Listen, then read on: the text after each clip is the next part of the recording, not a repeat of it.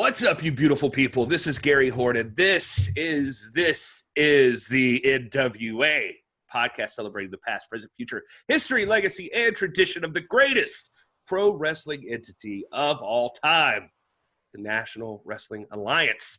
And I am just but one of your hosts when you come in on the NWA. This is the NWA Weekly, which is what this is, where we recap everything that happened in wrestling and especially the NWA this past week. I am joined by the good doctor, Rob Stinson. Check 1, 2. My mic sounds so nice. He got a new mic, everybody. So he's showing off now. And, of course, the lovely and talented Will.Daly. Hello, Will. Hello, everyone. All you beautiful people and all the other, even the non-beautiful people. All are welcome to listen to NWA. It's true. Well, fellas, it's been a busy week. We were just talking about how busy it's been. We haven't been able to keep up with everything. It's the NWA has been full blast with content. It went from going to like, how are we going to make up a show a couple of times a week on NWA to now it's hard to watch everything that they put out because you got to dedicate at least an hour a day to NWA content because they got something for you. So how you guys feeling overall this week? Feeling good? Feel good, man. I mean, you kind of summed it up. It's a lot of content, and it's crazy, to think that we're getting all this content. None of it is professional wrestling, and that's not a knock on the content. I love all the content we're getting, but it's just crazy, well, it was not, just for the record. But no, I mean, like. It feels like, back when I was trying to follow WWE and all their stuff, and it was just like so much, content every week between SmackDown, NXT, all the other, peripheral stuff they were doing. And so, it's just, it is a lot, and it's great. I really like, so one thing I do like about it is a lot of the content, you can listen to it. Eli Drake, Girl Power, inside the NWA, so you're not really restricted to have to watching it, and so that was really the primary way this week that I consumed a lot of that content. Is I just kind of put on a browser window on YouTube and let it play while I was working or something like that, and I can listen to a couple of times and pick out stuff. But so don't get me wrong, I love the content. I hope that when we get wrestling content that we still get this kind of content because I think it's really valuable. So yeah, I mean, I didn't, as you said, I didn't get to consume all of it, and definitely not, at a really analytical level, but definitely some good stuff this week and a lot of good, cool talking points. Yeah, it's funny. Go ahead, Rob. I'm sorry. Go ahead. No, go ahead.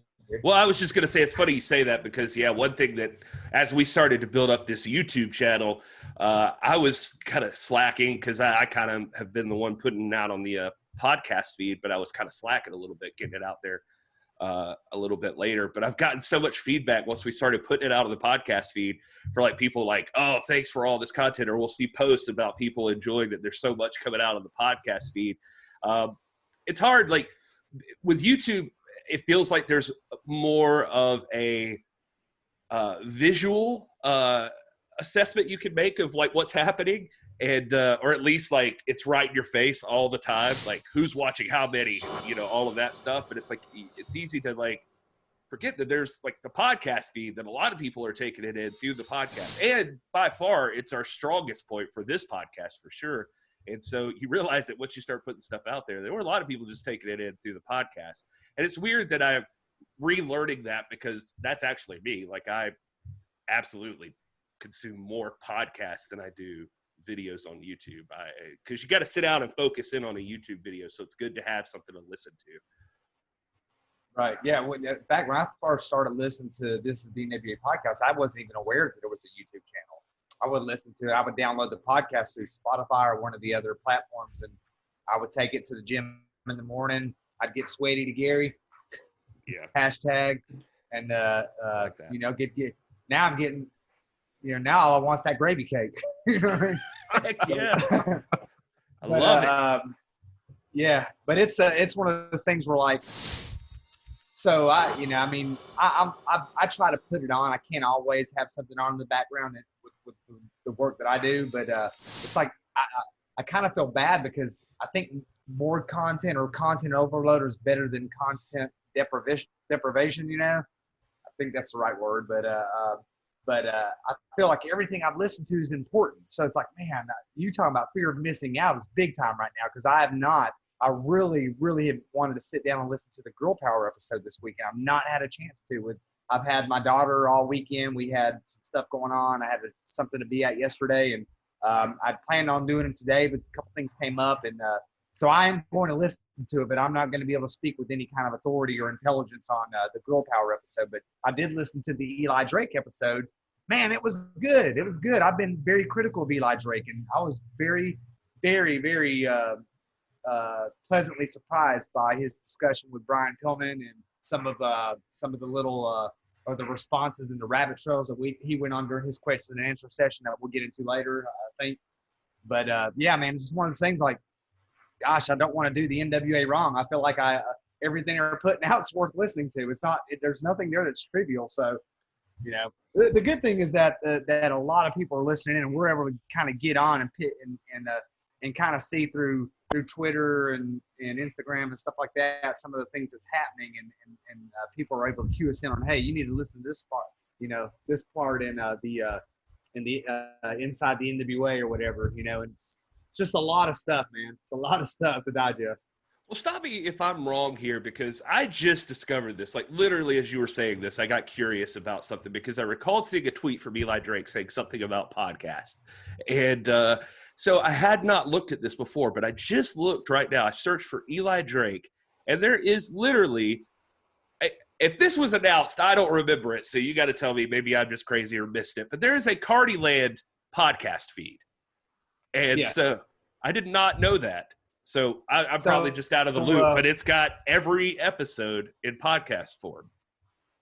Right. Well, the way you hear that is Joe Galley mentions it very briefly in the intro. He'll say, and for our Patreons, we've got the exclusive Carnyland podcast.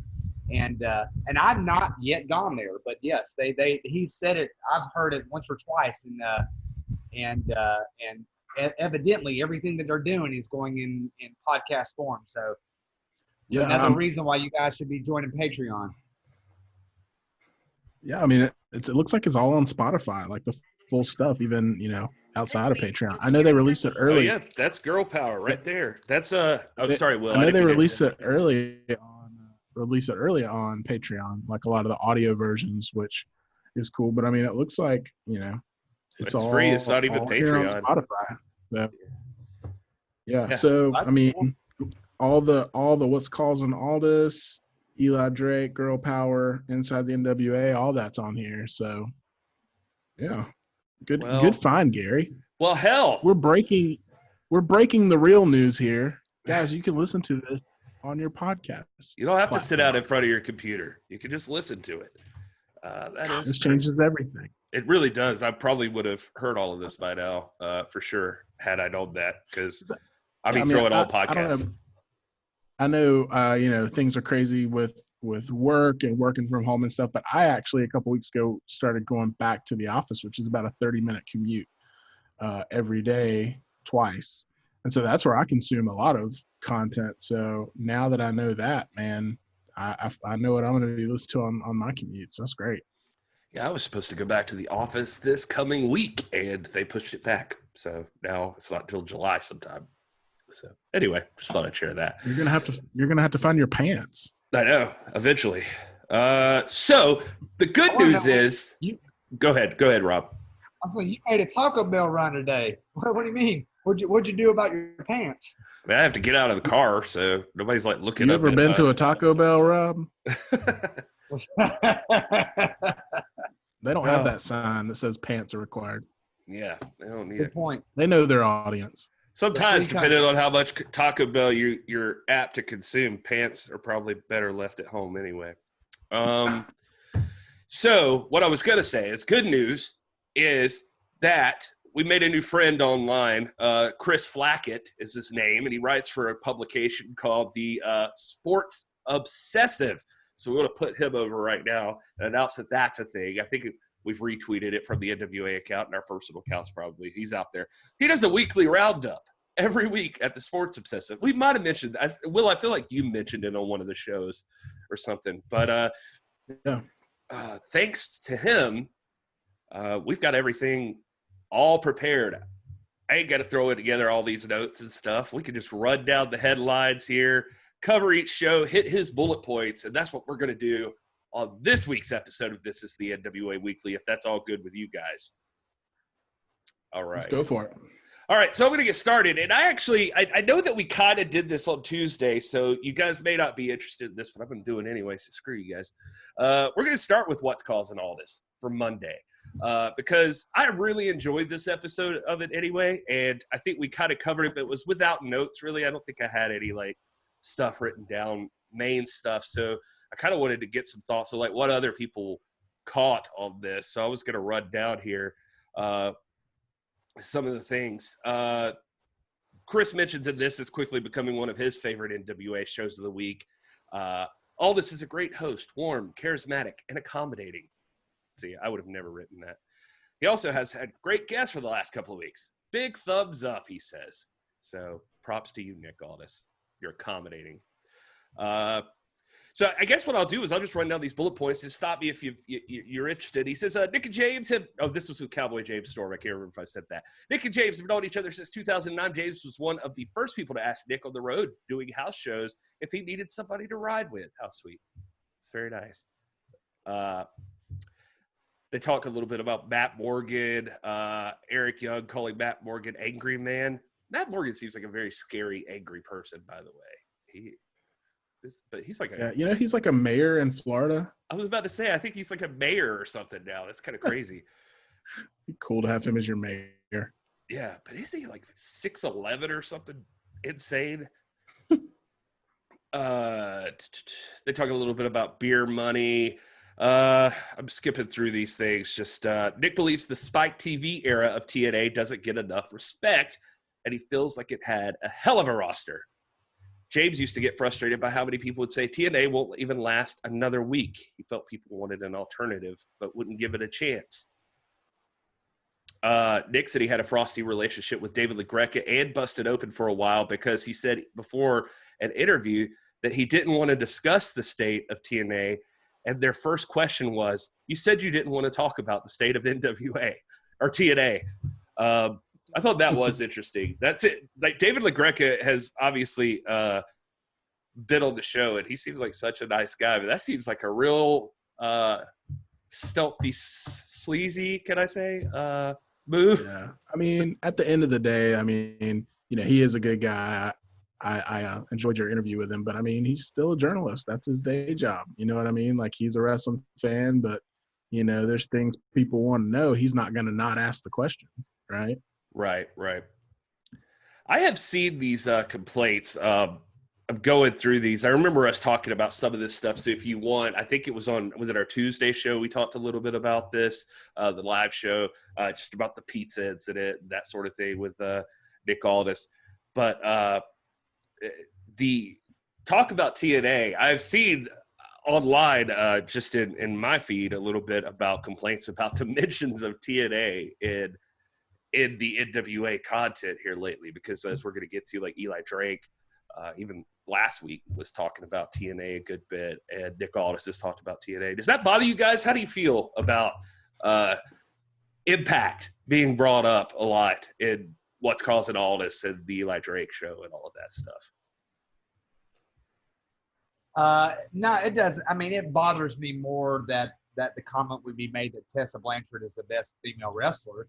I don't blame or fault Nick Aldis or Eli Drake for talking about Impact, because, I mean, let's be honest, Impact put those guys on the map. I mean, we wouldn't be sitting here with living through one of the greatest world championship title reigns in history if it weren't for Impact. And it does no good for them to pretend like we would do in the 80s, like the other history doesn't exist or that the other promotions don't exist. And the one thing that I like about NWA is, like, they don't excuse me, they are very cross promotional. They don't hesitate or shy away from regarding and giving props to other promotions. Even if it's the WWE, they don't hesitate from doing that. So I'm not miffed by that. I think, Eli had a pretty interesting story. And let's to give Eli credit, I know we're going to get to this later. It's not like Eli Drake was just talking about Impact. That came up during his question and answer session, and the fan asked him about to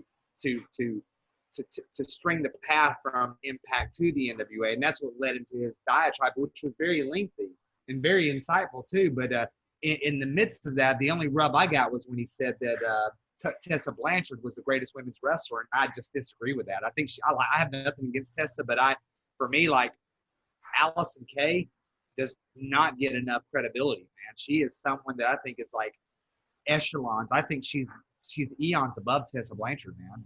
And so anyway, that's just my bit. But no, it does not offend me. I think one of the very rich and vibrant things about the NWA is the fact that they weave in the other promotions, and they're not going to insult the fans. I mean, we're all smart too. We know what's going on out there, and there's nothing wrong with them pointing to that. A lot of these guys have history because of Impact.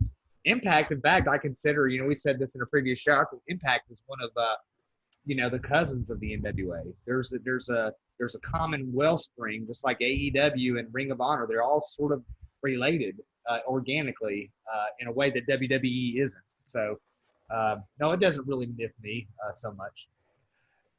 I think for me, I go back and forth on it. So I really enjoy a lot of Nick and James's stories about TNA because I like to hear about guys' history.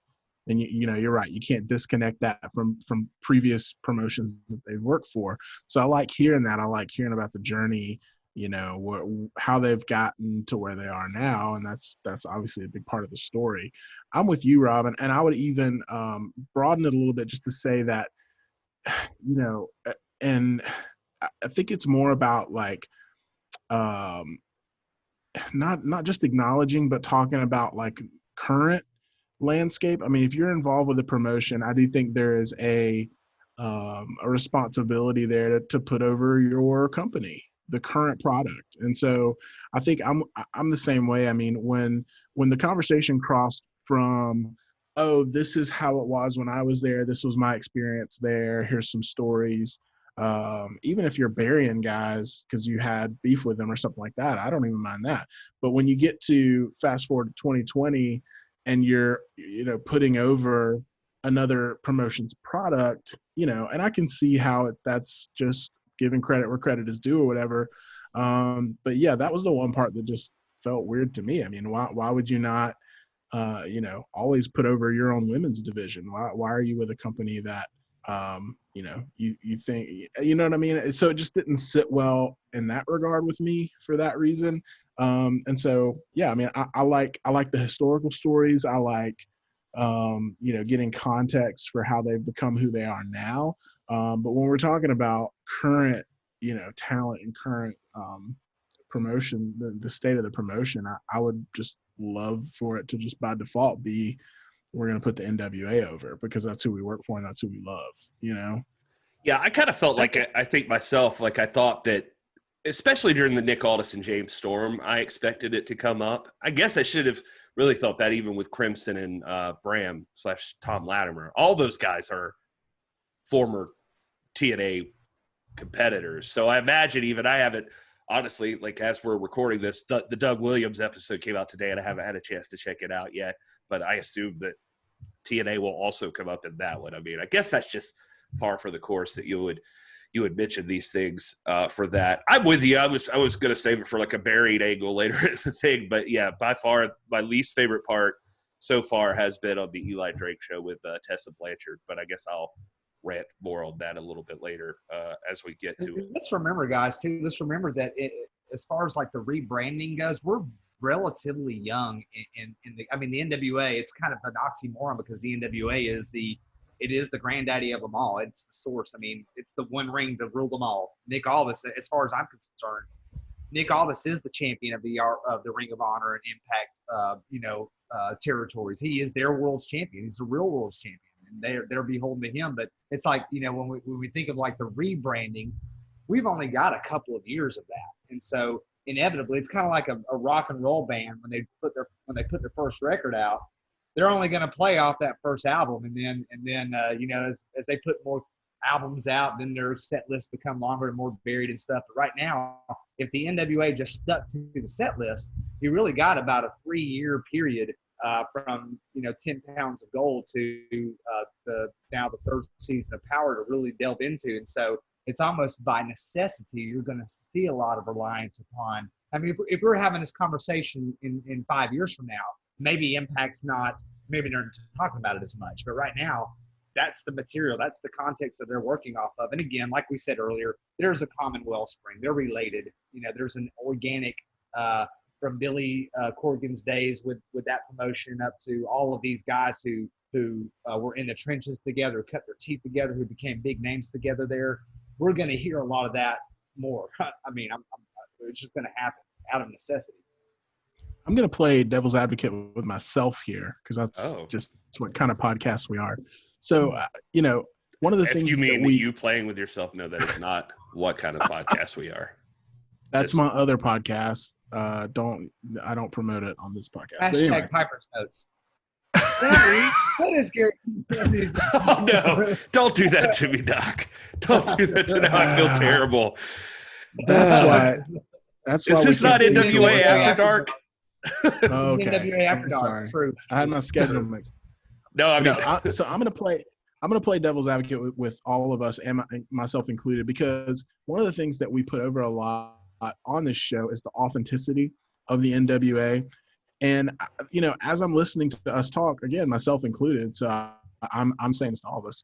I'm asking myself, okay, I get what we're saying about mainly what I was saying about talking about history, but not talking about current product. And I guess my pushback on my own way of thinking is, okay, well, if we love it being so authentic, you can't have your cake and eat it too. I mean, it's either, do you put a limit on that authenticity and tell the guys like, hey, go be yourself, go talk about what you want to talk about and what you're passionate about.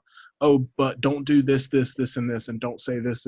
Like, you know what I mean? Where you're kind of like strangleholding that authenticity that we love so much. So, I mean, I guess kind of as I'm thinking about it in that regard, like, it is what it is. I'd love to see things be the way that I was saying, but again, if we're gonna hone in on that authenticity, it's kind of part of the territory.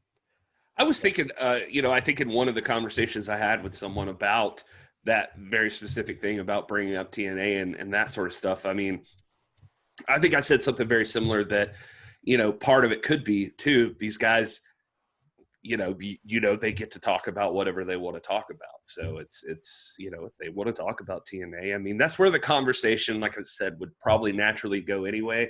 And maybe they, there was that moment on one of the Power episodes where, who was it? It was like Kingston or somebody mentioned Ring of Honor or something. He was like, we're not supposed to say this, but Ring of Honor, whatever, and so, but I think the old school mentality, or I don't even want to say old school because it is obviously a concern for some people now still. So I don't want to discount that.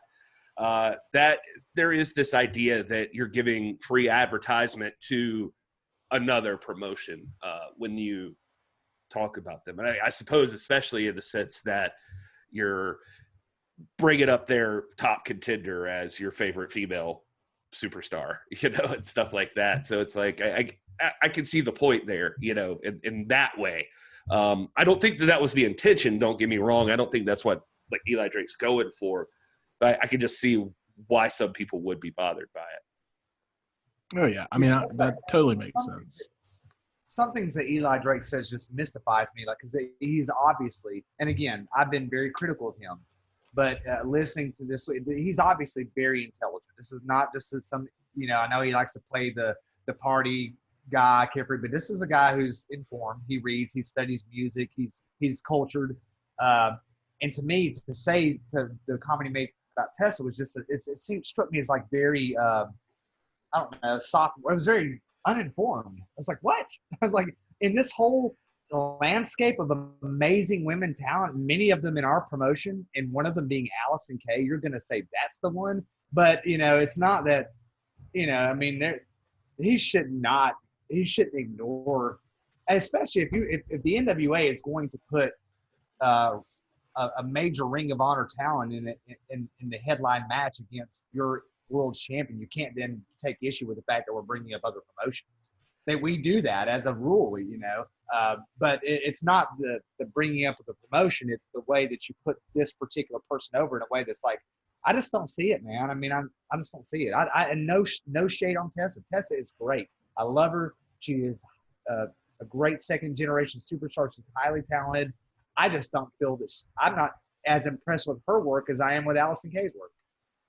Yeah, and I mean, at the end of the day, it's a difference of opinion. I mean, Eli Drake can have whatever opinion he wants. I mean, when it comes to the insecurity of, okay, if Eli's going to put over Tessa Blanchard, and then I'm going to go watch her, like I'm not going to stop watching the NWA. You know what I mean? So I guess what's the big fear there? Like, where does that come from? And, before we started recording, we were kind of talking about that, just that the indie mentality, and they don't really play well with each other. And it's kind of out of that fear and insecurity of, the possessiveness and things like that. And that's one of the things that I actually hate about pro wrestling in 2020 is that exclusivity and the fear of cross promoting and things like that. I mean, that's why I'm an NWA fan, because they don't have those same restrictions. And it's obvious during this era of Carnyland content programming that they're not scared. And so for me, like, it gives this vibe of like,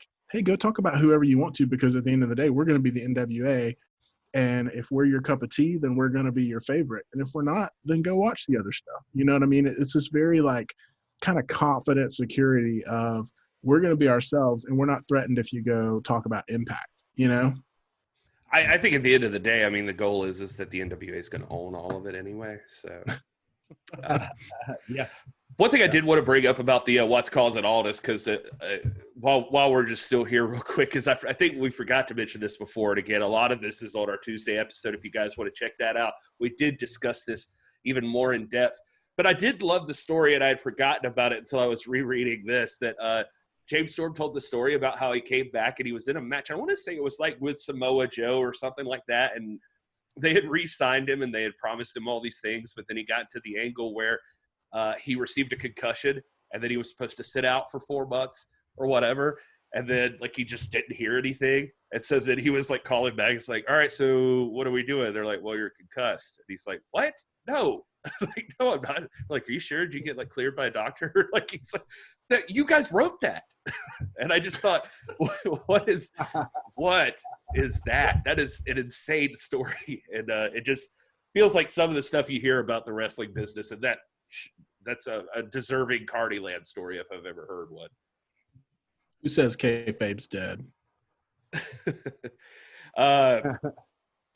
Yeah, and they did touch a little bit on that Billy Corgan relationship, which I like too. That because they kind of hit it at that pop-up event that James Storm and Billy Corgan had this weird relationship, and they've always kind of kept that going. But it was kind of good to get some insight that James Storm was saying that it was mostly just that he didn't know Billy Corgan, and he didn't know who was running things. He didn't know who was in charge and what was happening at Impact. So he was just kind of frustrated with everybody on top there. And he didn't realize until NWA, like, how much knowledge Billy Corgan actually has about the wrestling business, and that he is somebody you can count on to do what's right in the business. So that was just kind of a cool thing to hear, I thought. We could move on here unless you had something to add, Rob. No, I was just going to say that we've always said that for Billy Corgan, the NWA is a passion project. He does it because he loves it, and he doesn't do anything half-heartedly. From his music to the NWA to even his question and answer live streams. Man, he goes all the way, and so yeah. We'll skip over the Tim Storm and Momma Storm thing, but if you guys haven't seen that, I can highly recommend that you go see that. Damn Tim Storm, as if anybody's ever said that in their entire lives. I just did. Tim Storm caught me right in the feels with that whole segment, and it was beautiful, and you should see it. We talked way in depth about that and a ton of other things on last Tuesday's live show, which, by the way, featured Thunder Rosa. So if you haven't seen it, what are you doing with your life? Because that's good quality content. You got to subscribe to this channel. I don't remember what side it's on anymore. I think it's this one, because I think I'm mirrored. But anyway, you got to hit that subscribe button if you're not already, and give us a like. Anyway, and if I'm not mistaken, this is the NWA Patreon members get the the weekly recap a day in advance, right, Gary? Yeah, that's yeah. Good luck finding if you can find the link to that. Go ahead and sign up. I'll give you my PayPal at the end of the show. Just don't tell these guys about it. What? Yeah. So we'll move on to on Wednesday, we got Inside the NWA. That was June the 3rd, and that was with Joe Galli interviewing Tim Storm. A lot of Tim Storm this week, just so much Storm. Just some James Storm, some Tim Storm doubled up on you. Just big old Storm fest. Okay. It's like they knew we needed it. Like, it's like they just knew in the current climate of the world, we literally just needed to see Tim Storm talking to Momma Storm, and we just needed to hear Tim Storm talk. Like, it felt like, it felt like Dad coming to make us all feel better. Like, it was perfect timing. That's a really good point, man. He makes everybody feel better. He's like genuinely the best guy in the world. Even Chris Flackett in this review here, his first bullet point is that I genuinely think Tim Storm is perhaps the nicest man in wrestling. The smile he had on his face just for talking with Joe Galli, no offense, Joe, was unreal. And so, all right, poor Joe. I feel like he gets picked on a lot. Tim says that everything he says about Momma Storm is true. He is genuinely Momma Storm's baby boy because he is her youngest. He says his mama is happiest when Tim is with her, so quarantine was hard because Tim intentionally distanced himself. He wouldn't know what he would do if Momma Storm got ill. He says also that Tim Storm's a physical person, a hugger, so it's been hard for him. His mama is probably the only person less tech savvy than him, so she doesn't have FaceTime. They were able to have a chat online that morning, though. So that's tough stuff. Tim's goal since working for the NWA has been to do whatever is within his power to get the company as close to prominence it had when he enjoyed watching it back in the day. I believe that too. I believe Tim Storm's just generally that good of a guy. He's just like a company man. He believes NWA is further ahead on schedule now than he thought that they would be, or that they thought they would be at this point. I think Legat has even said that to us. I believe one of the times I've talked with him, I was like, all right, you have the 20-year plan. Where are you? And he was just like, actually, surprisingly, we're what we thought would be like year 6 or something. So this is pretty good. So it's good to know that they're kicking it along. Tim says he knows they got a long way to go to get back to the full prominence, but they've done a lot of good work so far. So you get some stories from Tim Storm. He talks about being invited to wrestle in Japan as the NWA heavyweight champion, and that was excited for him because Japan's like mecca for wrestlers. And he wrestled a 400-pound sumo wrestler and MMA fighter. It was a fantastic experience. He thought he would get booed in Japan as a gaijin, but the NWA title is so respected in Japan that the crowd was chanting NWA, NWA for his entrance. That's kind of cool, right? Rob, I feel like that's a story that would just make you tingly. It is, and this I'm tingling right now, man.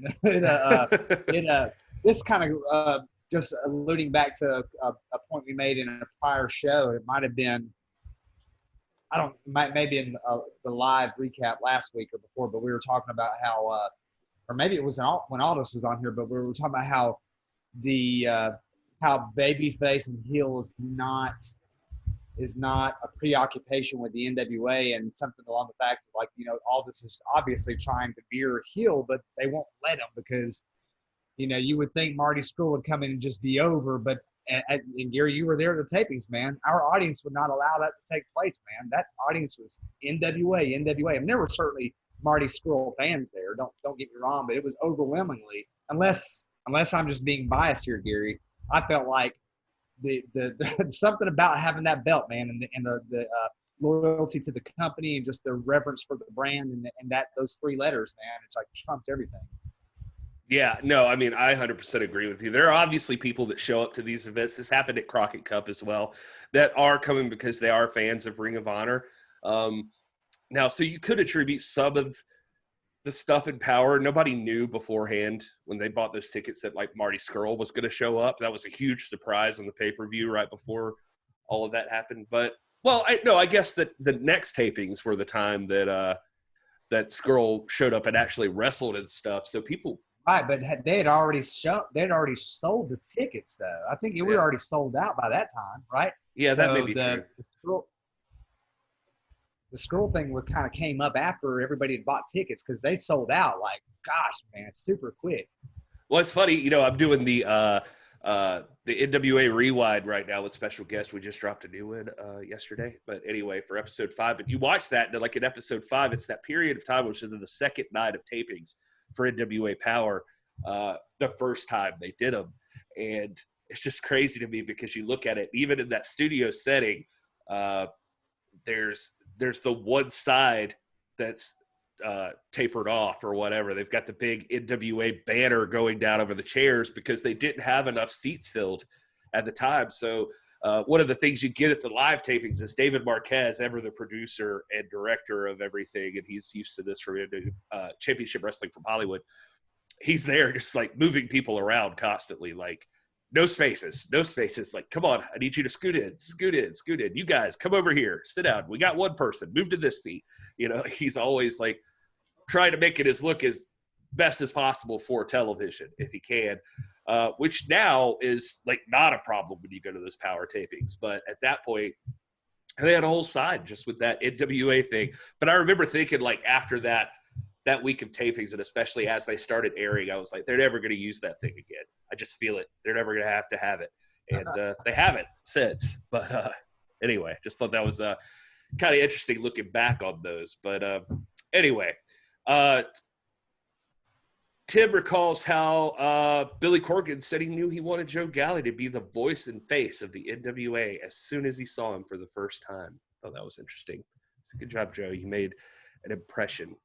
I did want to mention Tim does tell the story in this one about how he was in Japan, or he got the offer to go to Japan and drop the title on a Friday, and he could maybe regain it on a Sunday. That was around, and we've seen that happen in Japan with like Harley Race and Giant Baba. I think in our NWA Discord, you guys should subscribe if you haven't already.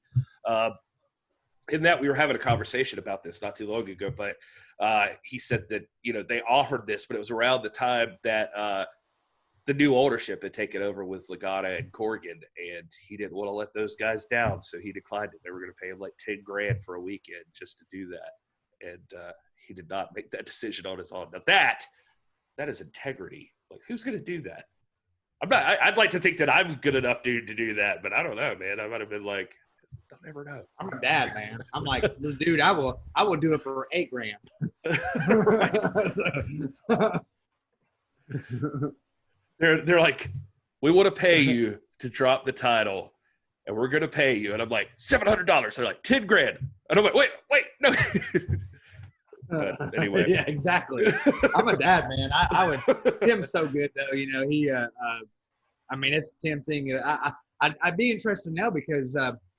Historically, there are escrows that are put down for when you win the belt, especially if you keep it in your possession for something. This is not like some Figures Inc. and no knock on that. Those are nice replicas and all that, but this is not a toy. This is a high piece of custom-made jewelry, that's embossed with gemstones, and it's a heavy belt. If you've ever held it, it's really, I know, Gary, you probably held it before. It's a heavy, really, it's probably more than 10 pounds. And I don't know how it works today, but historically, you put down a deposit on that. You're going to get the belt, and you'll get your money back, but you got to put down however many thousands of grand. $25,000 for big gold, and then when you surrender the belt, you got your deposit back. And so I don't know if they do that today, or if it's impossible, or if you just take that risk. That'd be interesting to find out if he even had the ability to drop it without the approval of the management. So. Because we know that just from Hornbaker's book and all that a lot of times those championship title changes decisions were made in boardrooms, and maybe there's something in there where they're like, hey, if you're going out, you're traveling, representing the company, and you're doing this for a weekend for a little short house show or something like that, little short stint, that's okay. But you've got to bring the belt back, you know. So it'd be interesting to find out how that actually works. Because I heard that too, and I was like, is that even, could he have done that? Like contractually, would he have been allowed to? I would have to imagine that they're just wanting it for the the credit over there. It would definitely not have been something that probably would have shown up on the record books. That's where it gets tricky though, right? Because there's so many title changes that have happened that have come into the record books later on, and that people want to. Did it just look to you like? Oh, I'm sorry, my here. I didn't switch I didn't switch the view fast enough, so it was probably looking at me so people couldn't see. Oh, it's Petra.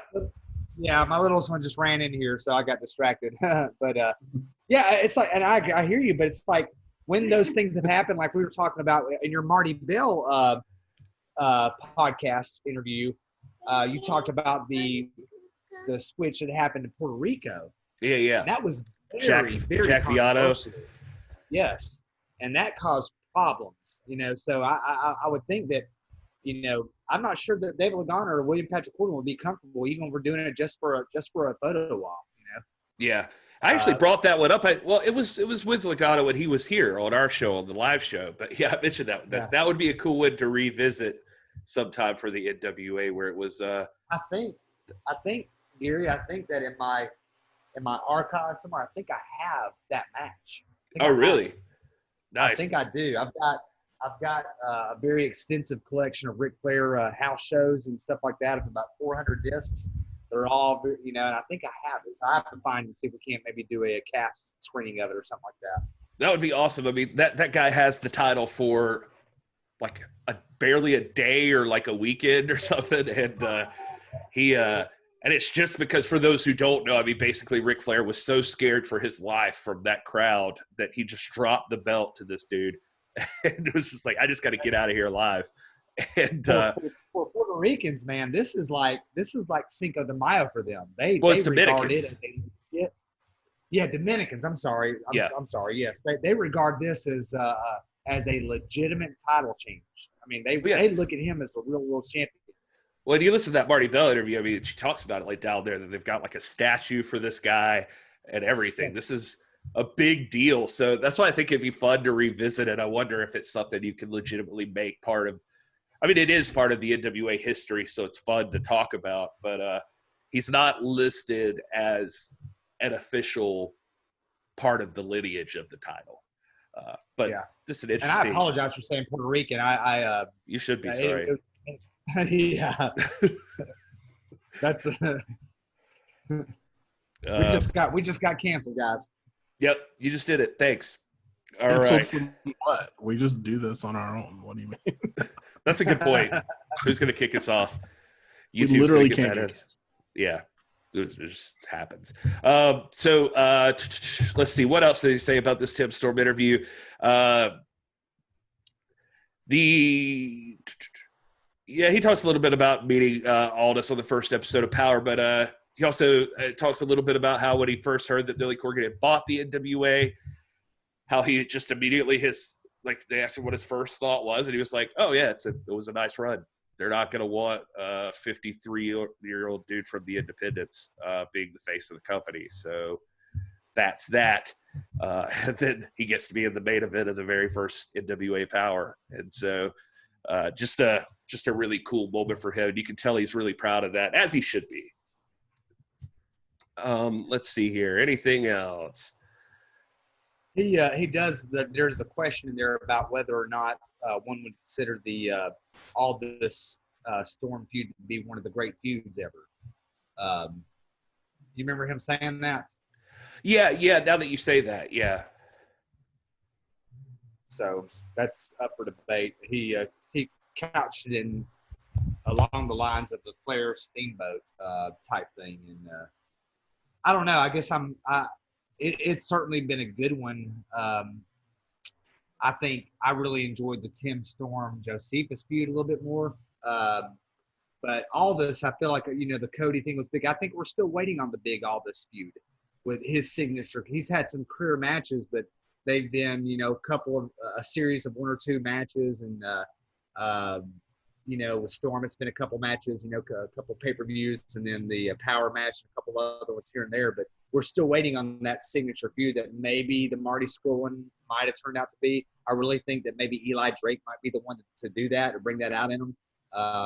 Trevor Murdoch, to me, seems like a good Dusty Rhodes-like foil to the more Ric Flair style Nick Aldis, and that feud for me was just so epic. I mean, to me, I know a lot of people technically love the Flair Steamboat feud as being a clinic and some of the greatest in-ring work of all time, but it didn't have that Super Bowl feel like Dusty and Flair had, So I don't know that I felt that yet. I didn't quite feel it. Don't get me wrong; it's a good feud, and I love Tim Storm, but I don't know that I would put this up there with a Flair Steamboat. Yeah, I mean, I feel like that's a pretty big hill to climb. I guess is the best way to put it. That's a tough one. What I do think is that there's a good chance that it goes down in history like as a remembered feud, a highly regarded feud, just for the fact that this was the feud that brought the NWA back. So if like 20 years from now, the NWA is, talked about in the same conversation as any other main wrestling promotion, then this will be the one that was like, this is the first feud that brought it into the modern era. I think would be my guess. Also a big fan of AJ Styles, by the way. He does talk about AJ Styles, saying that he's a good family man. And let's see, what did he say? I can't remember. I lost the note, but it doesn't matter. Anyway, he talked a lot about AJ Styles and said that he is the greatest wrestler in the business over the last 4 or 5 years. If there's anybody better, he doesn't know who it is. And so says he's a family man and he's super talented. I like AJ Styles. I respect him, but I don't agree with that. Well, Rob, go at it. Here we go. I don't agree that AJ Styles. I know he's won a PWI 500, but I don't think that he's close to being the greatest. I think I don't think I don't think he's a complete guy. I don't think his mic work is that good. I think his Southern drawl really throws me off. Not in a way that throws you off. James Storm.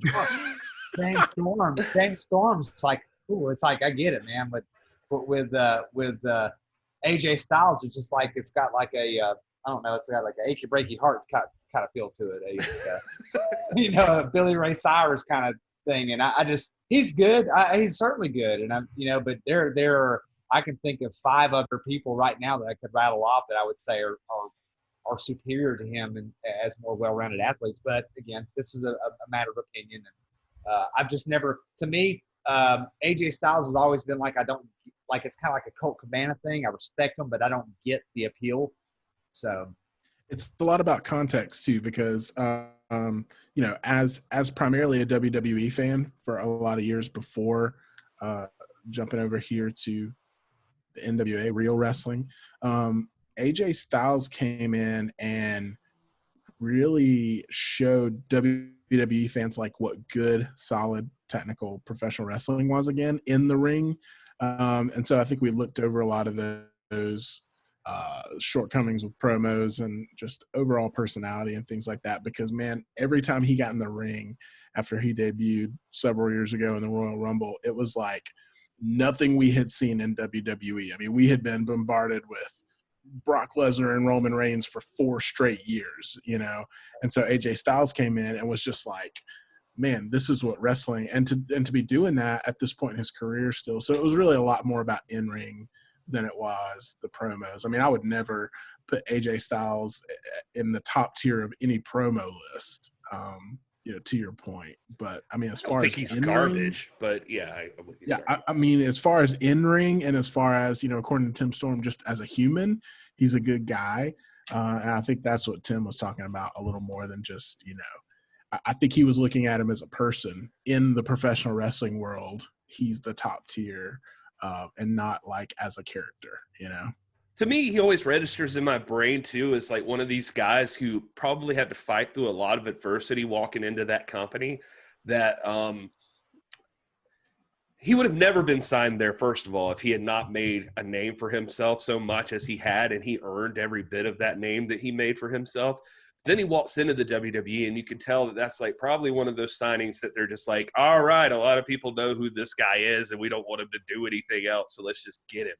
And so they get him and bring him in at the Royal Rumble. And granted, he gets a great entrance song and like gets a good look and all that stuff for the Royal Rumble entrance and all that. But I don't know how much I ever expected out of him, because Vince has this history of just like burying like people that they didn't make, you know, a la Sting. So it's just like, you don't know what to expect out of AJ. And just like a Daniel Bryan who like just, and a Becky Lynch who like they wanted to do something else, but there was just something about them that was so undeniable that they had to give them something. Like AJ Styles proved yet again, it's not just like he was a superstar indie dude. He walked into the WWE and worked his way right up to the top of the mountain there too, and is a multi-time world champion in the WWE as well. Like he was just so undeniable also to Vince McMahon, you know? So it was just, I give him a lot of props for that, because I feel like he would have easily been one of those guys that Vince would have loved to have kept at the mid-card, you know, would have never thought much of due to size, his southern draw, his everything working against him. He's just a good wrestler, but you know, he was just well-rounded enough that they were like, all right, screw it, this guy's too good, he's got to be on top. Well, I think it's the one time that I can really remember that WWE apparently has listened to the crowd reaction, because that dude gets a pop whether he's heel or face. When his music hits in the NWA, it's a big pop. Or not NWA, WWE. It's a big pop. Imagine if his music hit in the NWA. That'd be awesome. Oh, yeah. I mean, I'd be all for that. But I mean, you know, it's a rare occasion where, and, you know, it's kind of the flip side of that where, you know, Vince, as you said, loves to bring guys in like that and kind of bury him. He's almost now taking credit for all the work AJ Styles has put in. And now, you know, AJ Styles, he's been very vocal about the fact he's going to finish his career in WWE. He hasn't worked this hard for this long to not, you know, retire from WWE. So he's not looking to go to AEW or anywhere like that.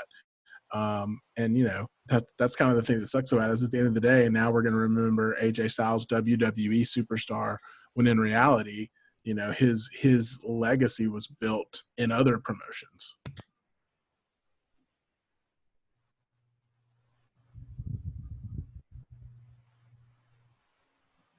Sorry, my mute was on. It's probably best, but I'll repeat myself. I just, dang it. No, I just said, Doc, did you have anything you wanted to add about AJ Styles, or did you just want to suck it? Again, I'm not trying to throw shade on anybody. I like AJ Styles. I thought his work in TNA was outstanding. You got a real nasty look on your face when you talk about it for some reason. It's like some kind of Georgia rivalry. Poker face, bro. Is he a Florida fan or something? Like, what is this? Probably. He's a bulldog. Go Dogs, man. But he, you know, it's just one of those things. Like it just didn't. It never jived with me. His look, and I always felt like too, like he's always been in transition. Like, who is AJ Styles? He's always, you know, there's 4 or 5 different images come up, and you can say that about, like, say, a Jericho, but still Jericho's always been Jericho. It's, you know, it's not his changes have been just matters of degree. But you went with Styles from the Ric Flair robe to the clean cut hair to now he's got the mullet, the Billy Ray Cyrus mullet, you know, and and all that. It's just, there's so many things about his, and there's no doubt about his technical ability. I'm not one to disagree with somebody like Tim Storm or you guys on that, but for me, that's one part of it. It's the most important part of it. There's so many other important pieces, and I think he falls short of. For Tim Storm to, you know, that's his preference. I disagree with it. He's Tim Storm.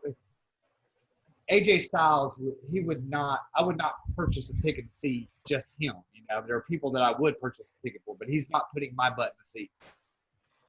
Just going to go ahead and make a note here real quick about things to irritate Rob Stinson. Apparently, AJ Styles. All right. Moving on.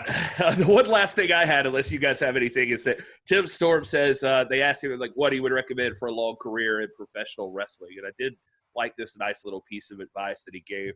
They said, you need to be professional, look professional in your gear and out, and choose your trainer carefully because you will be associated with them for the rest of your life. So I just thought that was kind of an interesting like piece of advice from Tim Storm. And Tim Storm has that he's got that gravitas. I mean, when Tim Storm speaks, his words carry authority in the way that Aldis do. And he does. He takes this very serious. And you could tell when he was on the mountaintop, he understood the weight of the office that he held. It's almost like an office, you know, being that world champion. And so he's absolutely right. I mean, and the people that really go down in history, the ones that are going to be talking about a century from now, are those who take it seriously. Yeah, I mean, him on 10 Pounds of Gold, we talked about it even when Nick Aldis was on the show that night, you know, that anytime that title changes hands, because it's so prestigious, it should mean something. It should be big. And the fact that they didn't just, you know, Lagana and Corgan didn't just purchase the company and then immediately, you know, put the belt on Aldis or something like that. There was a build-up. There was an entire docu-series built around it with 10 Pounds of Gold. And Tim Storm had just as much, you know, effect for me at elevating that title as Nick Aldis did. And, you know, that's not at all discounting anything Aldis has done since becoming champion. He has taken it and he's elevated it even more. But the fact that you know, Tim Storm was the champion, he was kind of the focal point at the beginning of 10 Pounds of Gold. And then when that transition happened, and then the fact that he hung around and was still a big part of it up until now, but you know, that first episode of Power where they had the rematch and stuff like that, I mean, he was just as much an integral part of that as Nick Aldis was, making that title feel important.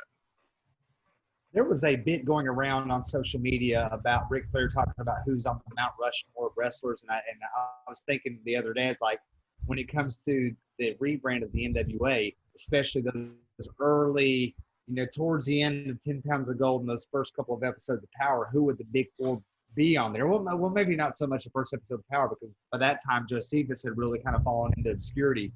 But certainly during the 10 Pounds of Gold era, you talk about the big four, and it's Tim Storm, Nick Aldis, Allysin Kay, and Josephus. Yeah, I agree.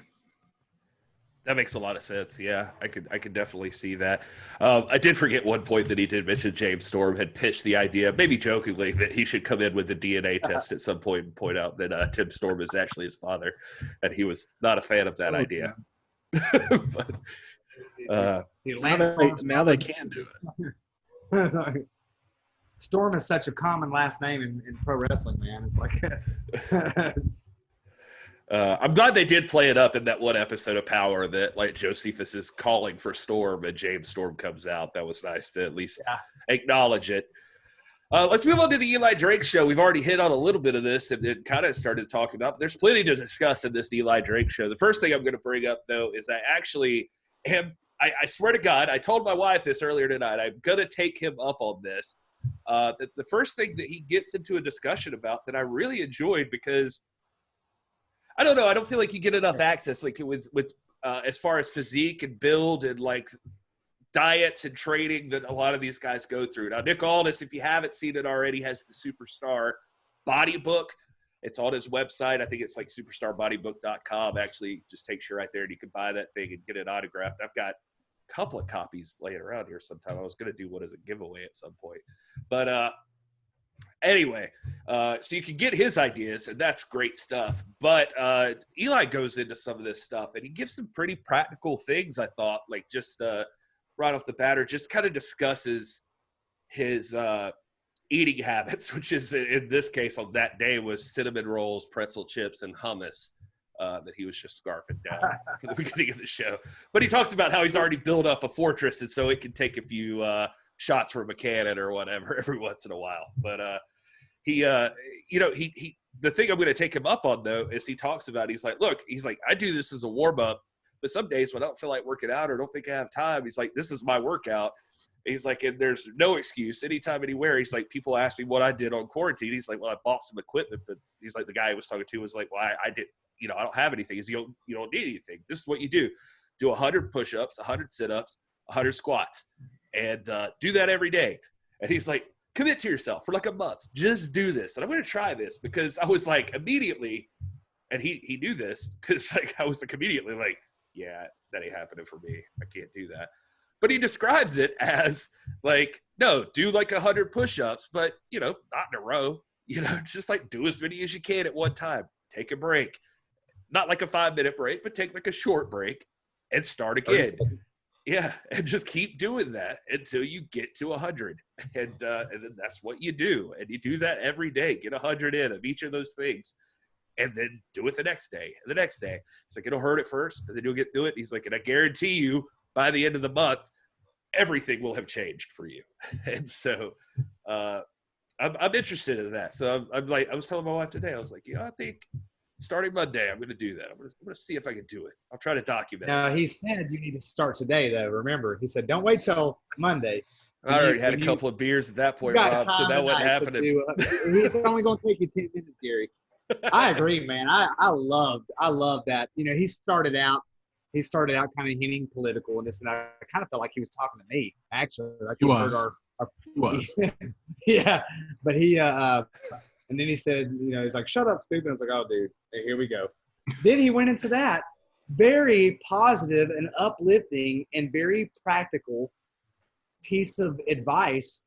He went on and it wasn't just like he didn't just like try to sell something. He spent a good 10 or 15 minutes laying out a program, and it was just very encouraging. And I was like, man, now I like this Eli. This is Eli that I want to listen to this, because I'm someone that, like, I'm busy also, like you guys are. I don't have, when my gym's not open, I do go to the gym, but I haven't in 3 months, 4 months now, and right. I'm going from the school to here, and I want to stay in shape, and I got to keep this up. This don't just happen. You know what I mean? Right. And you know what I'm saying? And he was like, I was like, dude, I'm like so uplifted listening to this. Like, I'm motivated. I was like you, Gary, but I was like, I was mowing my lawn. I actually texted Gary and Will. I texted you guys earlier right after I listened to it, and on the Discord. And I was like, man, I want to start it right now too. He's like, bud, I'm dirty and grimy. I'll start it Monday. Yeah, it's tough to start right then and there, and especially when you're sitting down, like staring at your screen, watching the YouTube video. But it was motivational, because I don't know, the way he put that 100 thing, I was like, man, that's really practical, easy advice, and it kind of makes you feel like, why would I not do that? That seems like super simple. I'm kind of dumb if I don't jump on this. And so if that's something I'm concerned with, this is an easy thing to just start. And it was so disarming, you go into the gym, man, and you see, me, I'm a small guy. I weigh about 175. I'm not huge or anything like that. I just like go do my thing, and you got guys out there in the corner, like with their jugs of water, and Eli's a big dude, man. He's cut up, man. This joker's ripped, but he was like very, very cool. He's like, dude, you got to start somewhere. And he was giving good practical advice. He wasn't shaming anybody. He's like, just, do this for a month. And I promise you, this is something I know. You will see changes in 1 month. You'll see it. If you just do 10 minutes a day, 100 push-ups, 100 squats, 100 sit-ups, you will see changes. I loved it, man. And then so that he opened up with that. He could have gone into politics after that. He like melted my heart. I'd be like, all right, let me hear what you got to say, Eli. Let's hear it. Go ahead. I'm ready. My heart's been prepared. It was great, man. I really appreciated that. I did like too that he focused. Oh, go ahead, Will. I'm sorry. I thought it was great. I mean, I love when things are simplified, and I think personal health is one area that has been really overcomplicated in the last couple of decades. Like, there's certain diets, there's certain workout routines, and I'm not knocking, whatever works for everyone else. But I know for me personally, I have this like fatigue that comes from like trying out, like, oh, is it CrossFit? Is it this? Is it that? Well, should I eat this kind of diet? Should I cut out this or cut out that? And so I really appreciated his kind of just like practical approach to like, look, just exercise, just do these 3 things every day, be active, and you're going to see change in your life. And then I also appreciated what he talked about lifting weights. He was like, lift weights. He's like, people come back and say, oh, I'm going to get too bulky. He's like, it is hard to get bulky. You're not just going to get bulky from like average lifting weights. It's an exercise. Like, you're going to get physical health benefits from it. And so I really appreciated that, like, from someone like him who's in really, really good shape. having that kind of practical outlook. And it wasn't like you're saying, Rob, he's not like pounding his gallon jug of water and telling us to do CrossFit, like it was just, I appreciated that outlook on Yeah. He was actually And very like as far as like even at one point I remember he was just like when he took it a step further was like, look, it's this. He's like, I like to cycle, or he was like, I like to cycle my macronutrients, like my protein, my fat, blah, blah, blah. And he starts talking a little bit more in detail about it. And he's just like, am I talking a foreign language right now? You know what? Here's the thing. Like, he just kind of lays it out. It's like these three things. He's like, if you want to get a little more technical, then what you could do is just Google BMR. And he's like, and then he'll give you a little calculator. You can figure out how many calories you need to just stay the exact same weight that you are right now. And he's like, and if you want to lose weight, you eat less than that. And if you want to gain some muscle or weight and you're exercising, you eat more than that. And then he's like, because at the end of the day, it's calories in, calories out. He's like, that's all it is. So he's like, you want to start somewhere, do that part. And then those three things. He gave us an app also, and I can't remember what it was. MyFitnessPal. He recommends MyFitnessPal. Yeah, just to calculate your calories and stuff. Right. Then he said something that kind of like struck me. It's like, he's like, people want to weigh 250. I don't weigh 250. I'm like, what? You don't weigh 250, dude? You're like, well, yeah, he was talking about, like Will was talking about the lifting weights things. And this is actually in Aldis's book, I remember too. He was like, I remember Aldis in his book talks about, he's like, the worst thing is, he's like, he always tells ladies, like when he was, I think doing some training or something, he's like, and they're like, oh, I don't want to get all like muscly and like big. And he's like, that does not happen. That's not a thing that just happens to people. And Eli, this is like, well, if that was just that easy, I would be like 250, 300 pounds in muscle right now. But that doesn't work that way. And so it's just, I'm thinking, does he not weigh 250? I mean, he's tall. He's over 6 feet tall. He's huge. I would assume. I was just like, he's got to weigh 250. You'd think, but he's a very muscly gentleman. He also, I thought this was kind of cool. He interviews Brian Pillman. He brings on Brian Pillman, who they had that discussion we talked a little bit about on Tuesday, where like he was commenting on what Brian Pillman had said about wrestling now versus then. Like he thought that now was better than then. So he actually brings Brian Pillman Jr. on the show to actually have the discussion, which I thought was kind of cool. And so the notes from that basically are Brian believes that because people have more access to footage and information now, there is more precision to moves now. And as there is more of an MMA influence in wrestling, he believes strikes are cleaner and used more than the old-fashioned wrestling punch. Wrestling is more athletic now in terms of what is expected. Eli agrees with that part on the strikes and athleticism. He says he also knows that he and most other wrestlers train like athletes, eat like athletes, but the parts he disagrees on are the points of selling and character. Like an example they give, they actually talk about Brian Cage signing with AEW. They applaud that decision because Brian is an amazing athlete and all of these things, but he's weak as and the voice or promo area. So they put Taz with him. They applaud that. They talk about how I don't know. They kind of get into the weeds about like just how wrestling is used now, like taking some of those old school style approaches. I think that came up because of how the old school style works better. But anyway, did you guys have any main thoughts on that discussion that they had?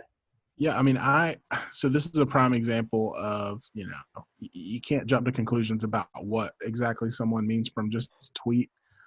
Because I had the same, defensiveness because his initial tweet was a little more broad, saying that, wrestling now is better.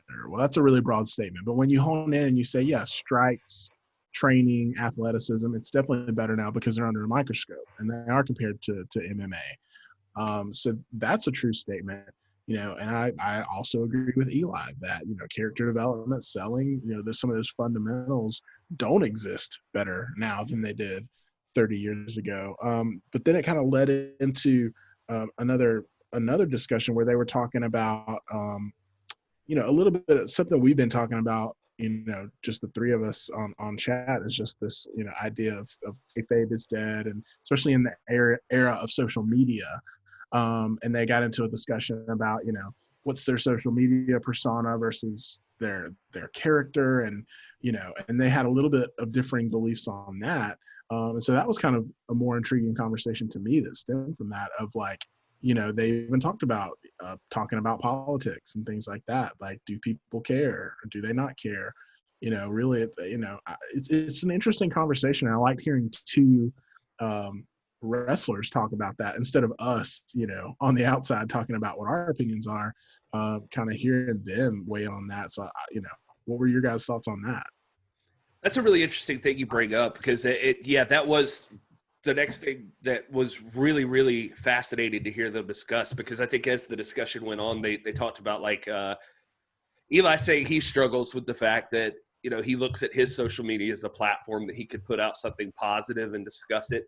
And then at the same time, like, depending on what his character is, he's kind of back and forth on how he should use that. And he says, like, I think his example was like Robert Downey Jr. is not tweeting as Iron Man. But Brian Pillman makes the point that, like, if you're consistent with it, like, you should be able to do it. Like, actors, like, played, like, several different roles throughout a year, possibly, and wrestlers are the one person. And that maybe there's a way to, like, balance that with, like, use your Facebook or LinkedIn or something if you want to have, like, your personal viewpoint on something. But they talk about the difficulties of that, because if, say, you're a character that's very, racist or just naturally mean-spirited and trolling, then that's not exactly what you want to do on Twitter, so it's tough, man. It's an interesting thing. And I remember this debate, by the way, coming up not too long ago too, with like folks like what's her name, Jordan Grace, like, switched herself to the real name on Twitter rather than going by Jordan Grace or whatever, and so people had a problem with that. But man, I don't know. I need the doc's opinion on this, because I'm not 100% sure where I land yet. Yeah, and I'm not either. I thought it was a really good, very good discussion. I thought it was a very respectful debate. Eli was not, shying away from where he would point out where he disagreed with him. He would say, let me challenge you on this. And I think that, gosh, man, it was so good, and they brought up so many good points. And like you said, actors. Here's the thing, man. Pro wrestling is high culture. That's the mission of Piper's Notes. That's our mission, is to show that it's not junky, trashy entertainment. It is high culture. It's on par with any form of literature or entertainment out there, theater, whatever. It is the congruence, like Marti Belle alluded to, and I go back to that because it's one of my favorite interviews you've done, Gary, where she talks about how wrestling is the convergence of all these interests that he has, from theater to dance to film to all these things. And it's no accident that people like Gary are huge film buffs, huge literature buffs, and guys like Raven are Mensa Society, and guys like Nick Foley are highly educated, and guys like Billy Corrigan are highly educated, and this and that. And Will, you're just freaking uber talented in all these ways. It's not an accident, but there is not a direct analogy between acting and pro wrestling. Pro wrestling is still performance sport. It's still a sport at base. So yes, are there elements of acting there? Sure. And do sports personalities have their opinions? Obviously they do. Colin Kaepernick has his opinion. Muhammad Ali had his opinion. These guys, it's not about not making a political point. It's like, as consumers of a performance sport, I'm not coming to you for your political opinion. I'm not coming to a Hollywood actor for their political opinion. And for sure, there are people that just because they're interested in those personalities, they want to know what they think about it. But me, I don't care about it. You have every right to say it, but don't get pissed at me and don't bully me like I'm some kind of like radical right-wing lunatic because I disagree with you. Like you alone have a bully pulpit. You know what I mean? But Eli was very respectful. Even his political statement that he made, I think I speak for everybody. This is the NWA podcast. We affirm that 100%. What he said in the beginning, we agree with that. We're in complete concert with that. And the exchange was very good because Eli would make a good point about, but actors and this and that. And then Pillman would come back with a point. And I'm like you, like I'm teachable on it. I have my opinions, but I'm open for, I guess just what I said earlier, you know, there's not a direct analogy between acting and pro wrestling. Pro wrestling is actually superior because it contains acting and among other things.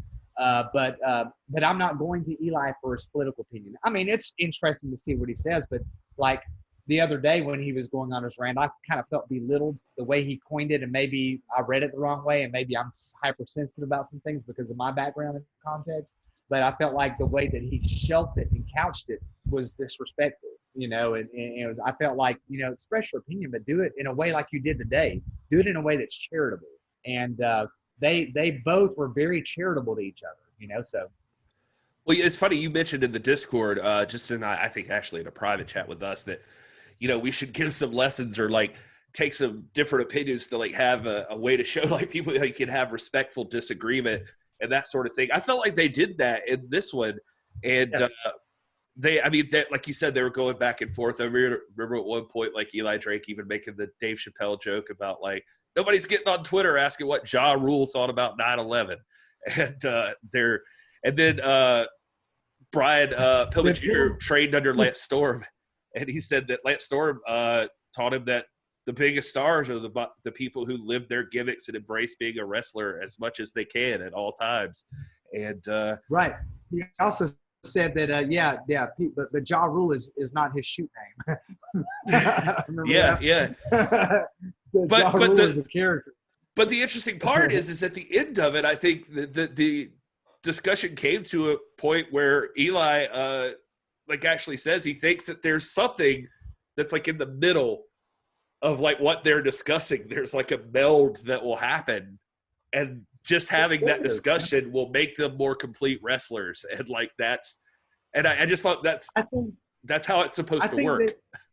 It should be, and I think that it's appropriate for every person in every pursuit that they are able to endeavor to pursue in this great country, the greatest country in the world, that they're able to pursue. You should be able to speak out and say, hey, you know, this bothered me, or I disagree with this. I understand that there are other opinions, and I'm open to hear those. I'm not going to castigate you just because you disagree. But I think with Eli, he comes across, or he has in the past. He didn't today, and he didn't really last week either. So maybe maybe someone has said something to him or whatever. Maybe he's sensitive because he's ruffled some feathers, you know, and maybe that was his intent.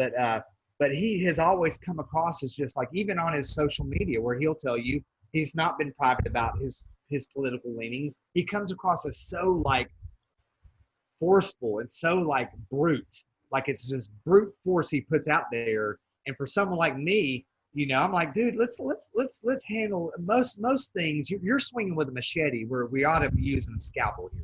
There's a lot of nuance there that you're just swiping away, because I'm gonna tell you right now, I disagree with everything you say. I as a former serviceman, I think you have that right to say that. But I think you would be benefited. You would further yourself by saying it in a better way.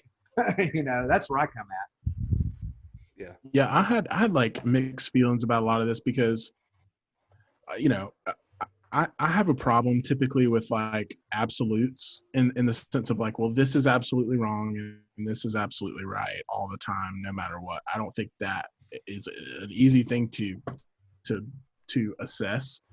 And so when we're talking about, okay, you know, specifically we're talking about professional wrestlers who have a platform, who've made a name for themselves. If they feel passionate about a certain political issue or a certain social justice issue, they've really, in my opinion, they've earned the right to use their platform to talk about that, right? I agree with you, Rob, that, you know, there is tact and there is, you know, just a maturity that comes along with having that platform. And that goes for everybody, from the president of the United States down to a mid-carder and an indie wrestler. You know what I mean? Like, if you have a platform, there is a level of responsibility there. But, you know, there's not an absolute yes or no to the question of, do people care about my political opinion if I'm a wrestler? Some people do and some people don't. So you can't just say black and white, like nobody cares or everybody cares. You know what I mean? And so that was one of the things that they were talking about, and they seem to disagree on that. You know, I think Pillman was more in the camp of like, no one cares about my political opinion. And Eli was more in the camp of like, well, some people do, you know? And so, you know, at the end of the day, it's going to be personal preference, and it's going to be, you know, what do they value when it comes to, because the same can apply to us. You know, all three of us have jobs. And if we're going to get really vocal about political opinions, there may be ramifications of that. There may be consequences of that and how we present it. If we say things that are bullying and hurtful and things like that, we could lose jobs. We could, I mean, Rob, you've talked about that as an educator before. I mean, there's a standard for you. And so that comes with every position. So, you know, it was just a really interesting conversation and a really interesting thought starter for me in terms of like, you know, when people say like, I don't, you know, like you just said, Rob, I don't care about their political opinion. Like, I get that, but in the same vein, like I kind of do, you know? And so this is just one of those areas where everyone has their personal preference. And I think it does just come down to having that tact and that maturity, Right. and how you present yourself, knowing that you've earned a platform and you can very quickly fall off that platform if you're not careful. And there's like a certain care, that an attention to detail that comes with being in that position. But again, I don't think there's like an absolute of they should never talk about politics or they should always talk about, you know, it's again, it's somewhere in the middle. Right. You shouldn't feed that particular thing. And it's not, and it really isn't that I don't care. I think I felt like talked down to, you know, I felt like the way he presented it, there are certain issues that are just, we all have them. And I'm not any kind of authority on this or anything like that, but we all have those issues that are very sensitive to us because of our context. But I felt like when he was talking, I'm like, dude, you know, Eli, I'm a fan of yours. I come to you and I appreciate you in this regard, but right now you're belittling me. And by the way you're talking, you know that you wrestle for the NWA, which is primarily a Southern thing. You know, I mean, you're in the NWA country, is the Southeast, and you're going to alienate a lot of people, and that's not a good career move for you. Voice your opinion, but show some tact, man, and decorum when you do it, and you know, and clean the language up. But I would love to sit like Josephus. I would love to sit with Josephus and not even ever talk wrestling, just talk theology and politics. We're men. And I don't want to get us canceled here, but we like to talk politics, sports, you know, theology, philosophy. We like to talk that stuff. I would like to get with Josephus and just talk theology, man, you know, and or politics, and but there's a way to do it, and yeah, there's definitely like a sort of a hobby interest in what these public personalities are thinking, but don't bully me, you know, don't bully me about it. What I'm tending to learn now, I think that happens is that people that tend to have a more I was talking about this recently in our Psychotronic Film Society Discord. I don't know if you saw this, but there was an article that posted it about right-wing run production company did this or something and blah, blah, blah. It was an article about a guy who had been accused of sexual assault, all this stuff. And I kind of went off for a second, but again, that was the beer. Because I was just kind of like, why'd they have to do that in the headline? Like, this individual has nothing to do with which side of the aisle he's on. Like, that's like a clickbait thing. Like, this is a guy who's an asshole, and he's an asshole. And that's what the article should be about. And so I kind of went off on a little tangent, and then somebody, my co-host on the Psychotronic Film Society, he's like, "Are you still doing your stoicism thing? Like, you've been reading about the Stoics and stuff?" And I'm like, "Yeah, I'm still doing it, but not what I'm drinking." And and so I was like, also, I just get irritated sometimes, and I just got to vent for a second. Like, it just the point being is what I was going to say is, like, when I was talking about it, I was trying to make the point even in there that I have nuanced thought about a lot of things. I have nuanced thought about politics and religion and just all these different aspects of life. But it feels like the best place for me is to shut up about it on social media, because social media is not the place. Like, you've got... That is not the point. You have the people that are going to speak out are people that are very hardline one way or the other, because you got to be real secure in how far on one side or the other you are to speak out on social media, because you're not going to get a chance to like have an actual discussion. You're not going to get to be like, I agree with this thing, But I do have concerns about this. And I do think that this is a factor, and this is also a factor. And, like, you can't do that. You got to fit, like, 140 characters. You got to knock it out. Like, F this. And that's it. That's what you got. And you got to be ready for the people that don't agree with that, and a lot of people that do too. And that's it. And the fact is that most political and theological and all of those kind of discussions, you can't do it at 140 characters. You just can't. And so I think that's why, like, somebody like Eli Drake comes across that way. Like, he's very, like, boom, I think this, and here it is. And, you know, good for him. But I stay away from it. I feel the need to probably clarify, too, just in the current climate. We're talking about politics. We're not talking about humanity and Black Lives Matter and things like that. That, to me, that is not a political issue. So just to clarify, in case anyone is listening and they want to read into this, that we're saying don't speak up on behalf of social justice issues, to me, that is not politics. That is human decency. That is, let's treat people equally.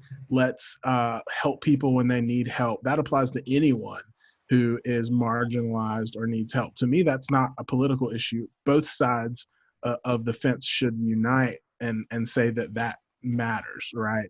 But yeah, when it comes to politics, it is very divisive, and it is very, it is one of those things. So I just say all that to say, when it comes to racial equality, I don't feel the need to be silent, because I think that there is an issue that you need to take a clear stand on. But when it comes to politics and policy and things like that, I do tend to lean towards, listen, nothing's going to be solved online. I've never once seen a political argument happen in the comments on Facebook and someone go, you know what, you're right, I've changed my mind. That's never happened.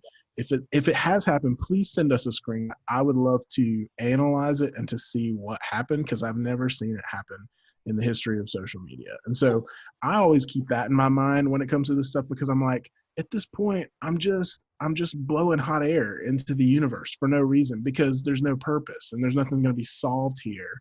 And so that, and that's kind of what's always in my mind when it comes to political stuff. Well, let's take this opportunity real quick to just jump in, and let's just throw this in here, because I don't know how deep you guys want to go into girl power, and if even all of you have even seen all of it yet. But they also, exactly what Will was just talking about, they delve right into it. So we might as well just drop this here as well, that we're also now going to jump into girl power too, because their whole discussion was on the Black Lives Matter movement and that sort of thing, featuring Allysin Kay and was it Marti Belle and a couple of other ladies that I wasn't familiar with beforehand, but MJ Jenkins and Ayla Fox,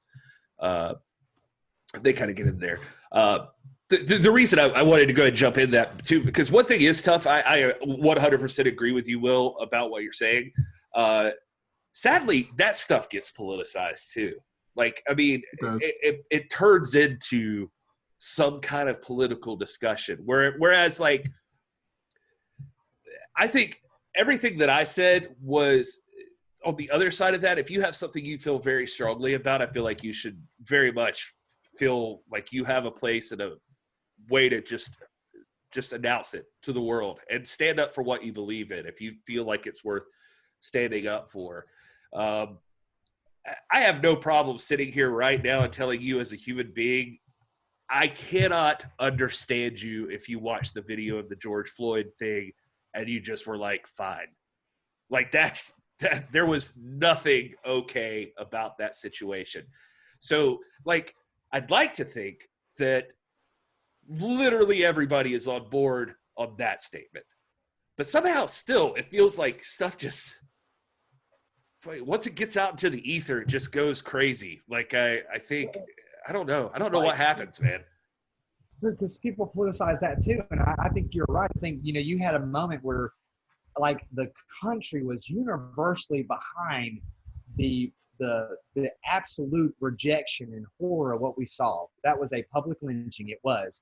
And I hesitate to use the word lynching because I'm not certain that it was, we find out that these guys have a 17-year history together. There was some personal animosity. You have an Asian man in front. They're standing in front. I'm not sure that it was racially motivated. And you can't ascribe, the cruel acts of a couple of hundred of instances of abuse of power in law enforcement to a police force of 3 million people you know, a big portion of which are black. My father-in-law has been in law enforcement for 30 years. I don't believe that there are systematic racism that runs through police. And then you go back 2 weeks before that, we're in Georgia. There really was a racially motivated attack on a person jogging who was gunned down by 2 white guys, 2 good old boys. That got no response. But then we have this incident, which now appears, now that we're starting to get information, you know, that there was some history between the two. They worked at the same nightclub. Again, I'm not trying to politicize this. What happened was wrong. We all agree with that. But if I were to point out that, you know, this George Floyd is probably not the face of the movement you want. This is a guy who put a loaded gun to a pregnant woman. That's why he was in prison. You know, this is not the guy that you want. If you want the face of your movement, go 2 weeks before that and find that guy.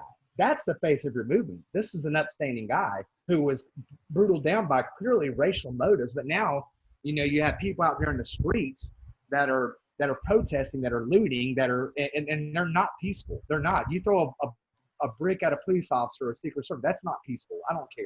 I can be offended by both, and that be equally unjust. But now I'm gonna just say this, and this may be our chance to train people how to disagree gracefully.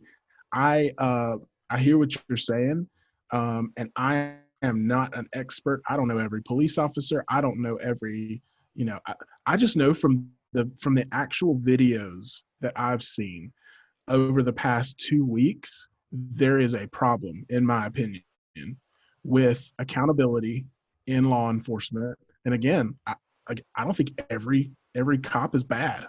I don't think that.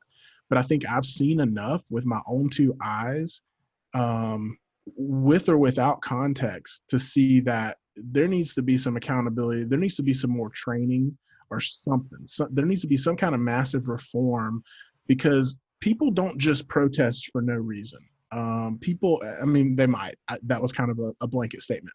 But I think in this particular instance, there's a lot of names that have stoked this fire of you know, Black people who have been, their lives have been taken. They were unarmed.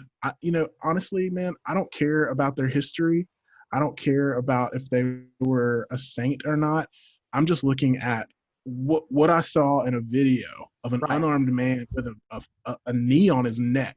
Well, I agree with you 100%. The life was taken from him. So, like, I'm less concerned, Rob, about a face of a movement than I am what they're trying to accomplish, what we're trying to accomplish as humanity. And so I will disagree with you on that point. I think we see eye to eye that there is an issue. Right. And I think we see eye to eye that change needs to happen. And that we're tired of seeing videos of people of color being murdered for no reason, unarmed. That's right. And I listened to a guy on a podcast that day who lived in Gary, Indiana.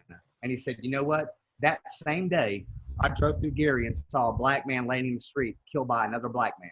And he said, he made the point, it's like, why do we expect Blacks' lives to matter to the world when they don't matter to us? You know, you have a massacre, an onslaught of Black murder going on in Black communities, and you have law-abiding citizens in those communities crying for more law enforcement, not less.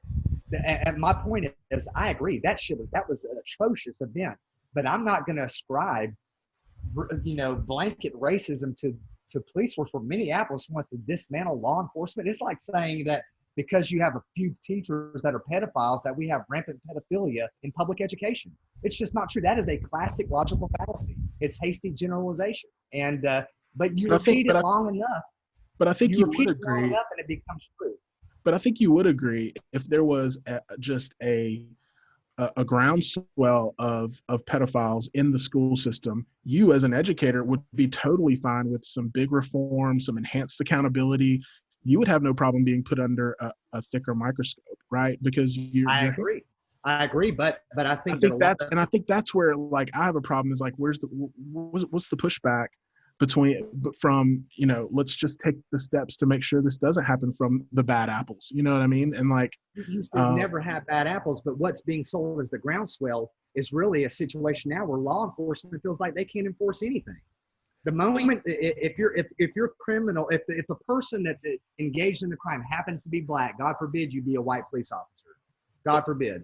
God forbid I bring up stoicism here, but one thing that it teaches, like right now too, is to like a lot of times people lead with their emotions, and that's just a natural human instinct that you do. So one of those things is about trying to keep that in check, like to try to take a step back and to think about why you're feeling what you're feeling, and to try to harness it and to like focus it in on like what is the real issue with what I'm thinking about here.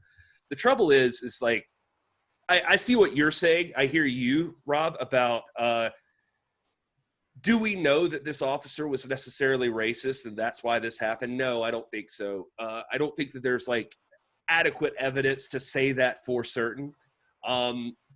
And I think though that what happens is like this comes as like, it's like the straw that broke the camel's back in some ways, that like there are like other issues also, like literally like Louisville, is it Louisville where they're having the huge issue now too. And it's not about George Floyd I mean, that's part of it, but it's also about this Breonna Davis, I think was her name, the girl that the cops just like busted down their door and just shot her up because they were at the wrong place and were serving a no-knock warrant on someone that, you know, they weren't, that was already in custody that they weren't looking for. They like busted down these people's door, and the boyfriend, of course, jumps up with a gun and starts firing back at whoever's breaking into his house. And in the process, she gets shot like 28 times or something. And it's like, it's ridiculous. And again, I don't know that there's probably, you know, there's nothing there to necessarily indicate, but it was a black couple. There's multiple instances, I think, proportionately, black men are more likely to be killed by police officers than white men.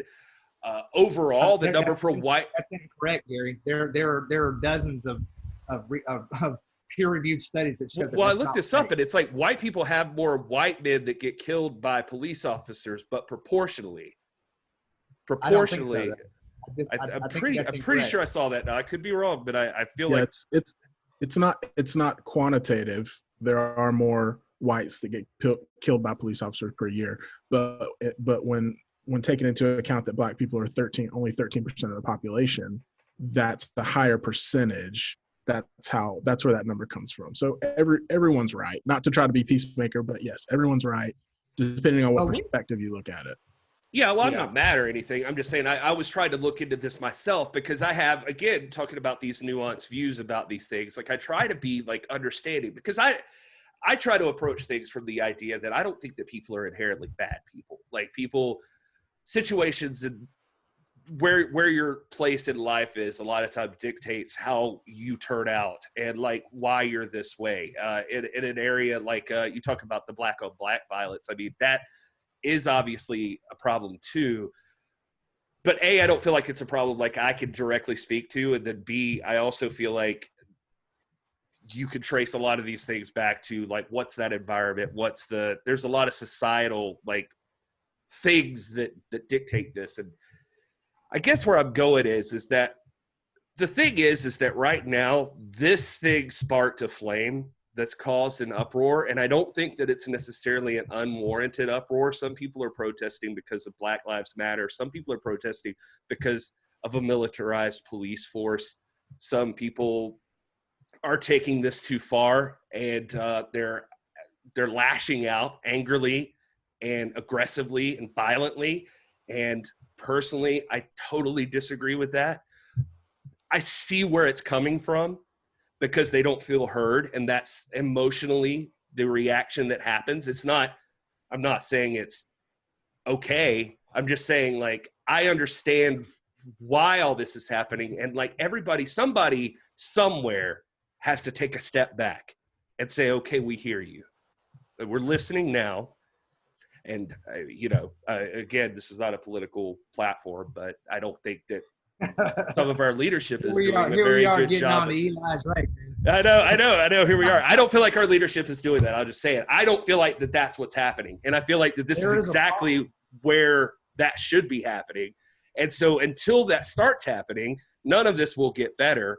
And it's not going to get better by arguing or like trying to like dig in and fight this thing. It needs to be a discussion of like, people are hurting, people are crying out. Like there's a problem, and it needs to be addressed compassionately. And Rob, I know that's a big thing that you're for.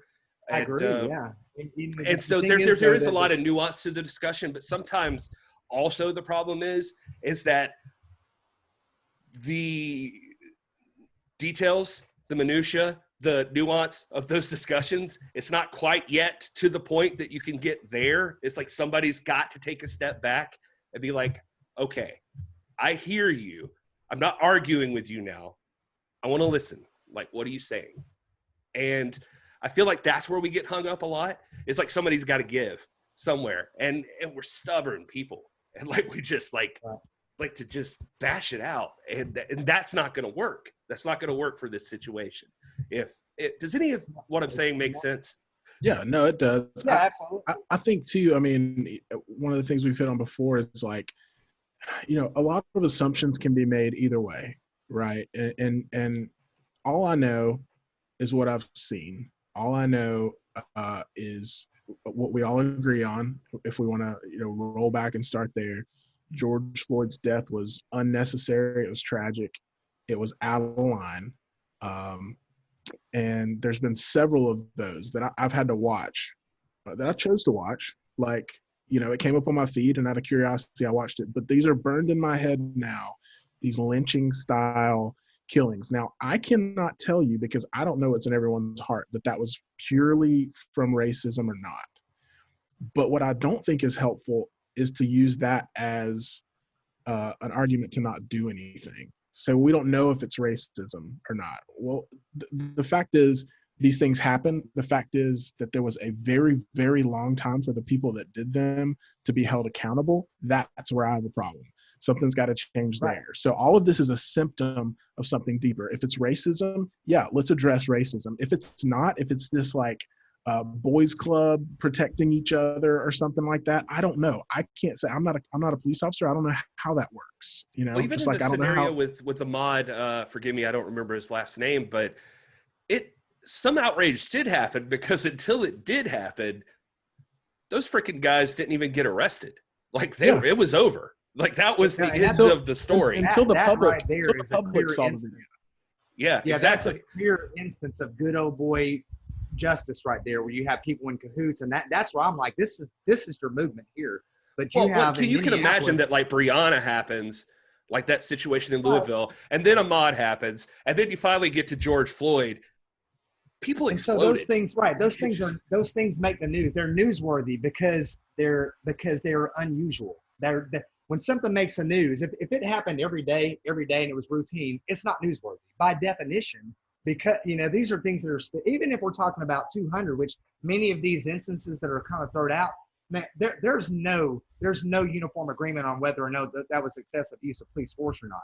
What I'm saying is, you have this thing took place, and Will, like you said, there was this delay in arrest in this very, very liberal city, where you would think that these jokers would have been clamped down on, but no, there was this delay.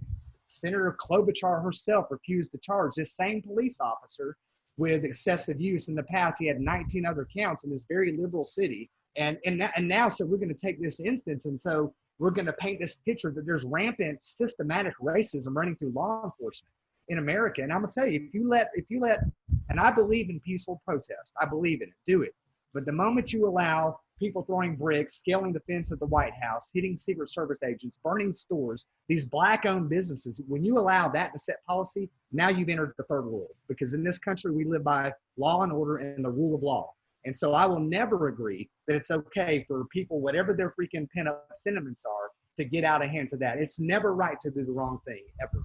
Well, again, I don't agree with that necessarily. And I will say, I have seen some videos, dude. I saw a funny one the other day. Well, it's not funny, I guess, but like where some influencer on Instagram or something was videoing at the protest and tried to get the protesters to flip a car. And it was like, oh, everybody get over here. And they just started chasing this guy down. They're like, no, screw you, buddy. Like, I'd like to think that most protesters are actually like that. They're like, no, this is not what we're about. 90% of them are. Yeah. 90% are.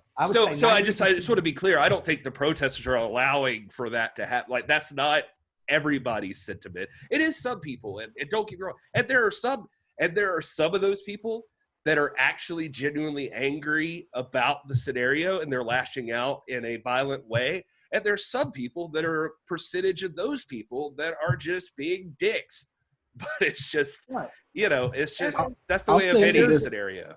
I'll say this too, man. I have not heard anyone who is legitimately, you know, that's part of the Black Lives Matter protests or movement or cause. I have not heard any of them say that looting is okay or that rioting is okay.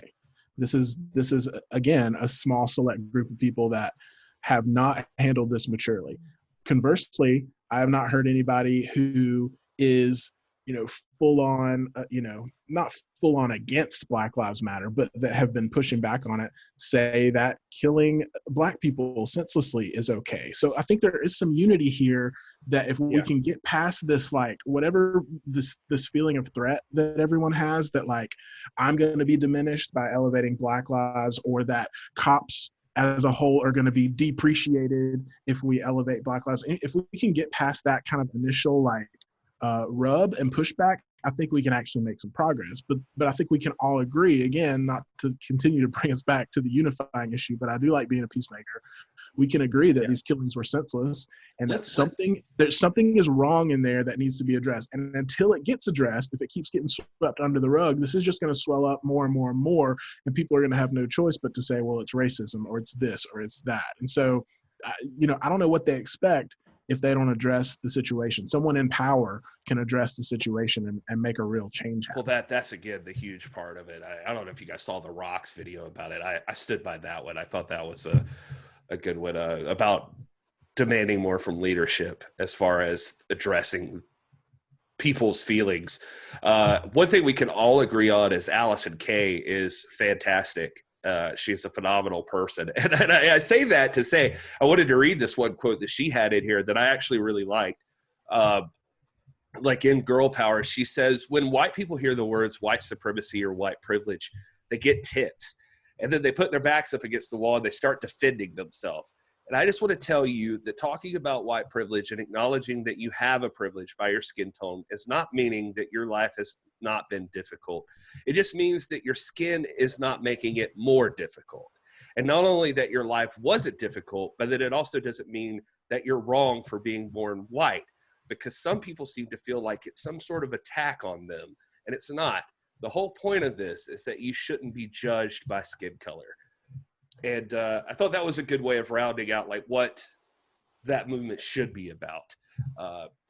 That she gets it. She's a very smart lady. But anyway, just thought I'd throw that in there in this whole discussion. If you guys want to, we can just tweet about it later and just throw tweets back and forth at each other at RT and try to cancel each other or something. Nah, man. This is good, man. This is good. Hey, again, what you just saw a respectful exchange of ideas, and we love each other. These are my best pals. We're not going to agree on everything, but they're still my best pals, man. We're gonna when we go off the air, we're gonna hammer it out some more, I think, but maybe not. I still got. I still got more beer, so I don't know. But you know, I guess just to round it out too, we have to be more charitable with each other. We're human beings. We love our kids. We want our kids to grow up in a safe society. We want to live in a society where law dictates and not the mob, and not, you know, racial injustice and those things. And nobody should be lynched on the streets. Nobody should be. I don't care what his past is. But let's step back and not allow fear mongers or people who want to manipulate an opportunity to turn this into something that it's not. And, you know, protest by all means, but protest at the ballot box. You know, protest peacefully. Well, we talked about on Tuesday, I think, Killer Mike bringing up that exact same point. Like he's you know, he's a black leader, and you know, whether he wants to be or not, like he's having to stand up there and talk, and he's kind of calling for the same thing. And so, I mean, to what you're saying, I mean, it is these weird things of, and I'm not saying you did this, but it's this weird thing of like, we see this. We see what happens, and everybody's on board that this is an awful thing. I feel like everybody is 100% in agreement. That officer effed up. That is not how this works. That's not how it ever should work. But then it's like, you know, some people did go to well, it's because he's black, or it's because police are this way. And then so people automatically feel like they've got to defend it. And some people take it into territory that, I mean this respectfully, and you've kind of said this, but it's like who that guy was doesn't matter to me. Like the second that he's face down on the ground and he is incapacitated, or like he can't fight back, he's not doing anything, and you're just standing on him or kneeling on him, like it doesn't matter who the dude is anymore. It doesn't, all of that stuff. So whether or not he sparks a movement, to me, like it's like I don't care who that guy is. No person should be in that situation, white or black, whatever. It's just. But once it gets into that discussion and like that stuff gets thrown out, then people feel like they have to be defensive against that thing, and then they have to feel like, you know what I'm saying? Like it's like the more details that get added in, like everybody, it just starts dividing it further and further and further. When I think even Will was kind of saying this, it's like when you come back to it and like round it all back off, like we're all kind of agreeing. It's just like I think we all agree. I think we all agree on the why.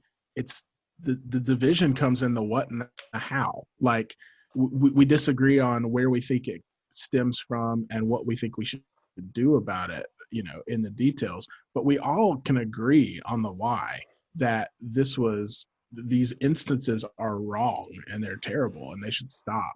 And, I think if we can rally around that a little more, I think we can, come together and make some real change. That's where I'm at. And I think that's where Rob's at. And I think, Gary, that's what you're saying too. So yeah. And nothing I'm saying here is saying that all cops are bad. Like I'm absolutely not on board with that. No. I think that's the generalized 140 character statement that gets thrown out there. Like it's an easy one to just get out there. Like, let's just say F the police all day. Like on, I don't know. And that's not how it should be, but that's that Twitter thing. That's that social media stuff.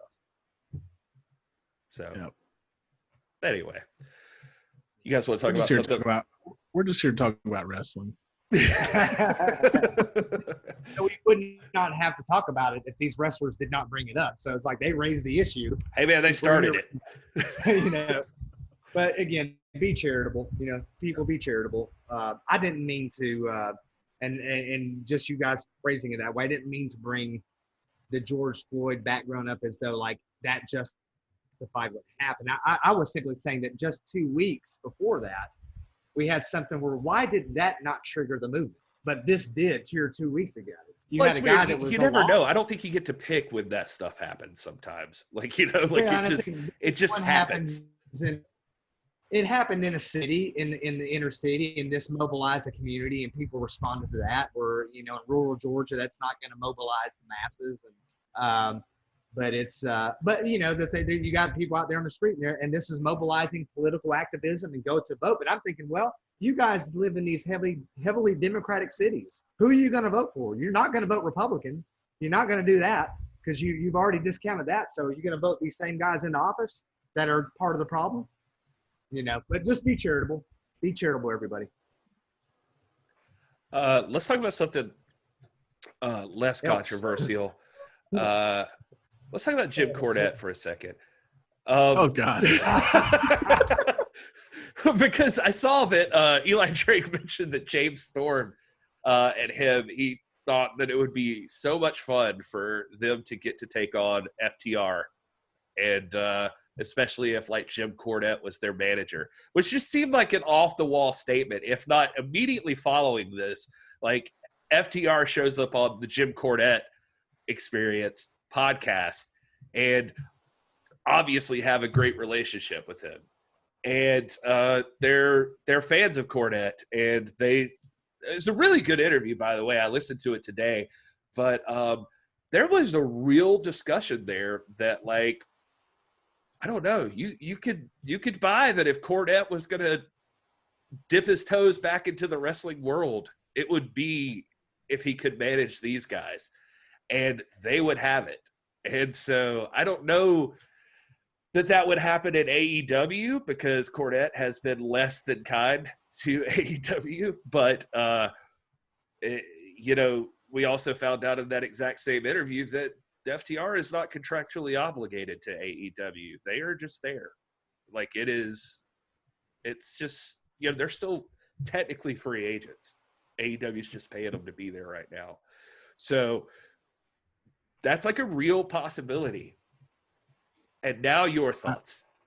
I don't think there's a chance in hell that Jim Cornette ever appears on an AEW stage. I'll just say that flat out. I mean, just with his remarks about specifically AEW, but then also, with Tony Khan's, stance this week on the racial stuff and, banning Hulk Hogan and Linda Hogan because of their, stuff. And I think his quote about it was like, how could I possibly how could I look at the performers that I have, and how can I look at, the athletes on the Jaguars that I work with and justify, someone who's said something so racially divisive, giving them a stage. So I don't think Tony Khan would ever allow it. And honestly, I don't think Jim Cornette would ever agree to it. So I think we could put that rumor to rest personally. Yeah, well, he's been pretty nonplussed about David Lagana also, so I'm not sure that it would happen at the NWA either. But it's wrestling, man. You never know. Anything can happen.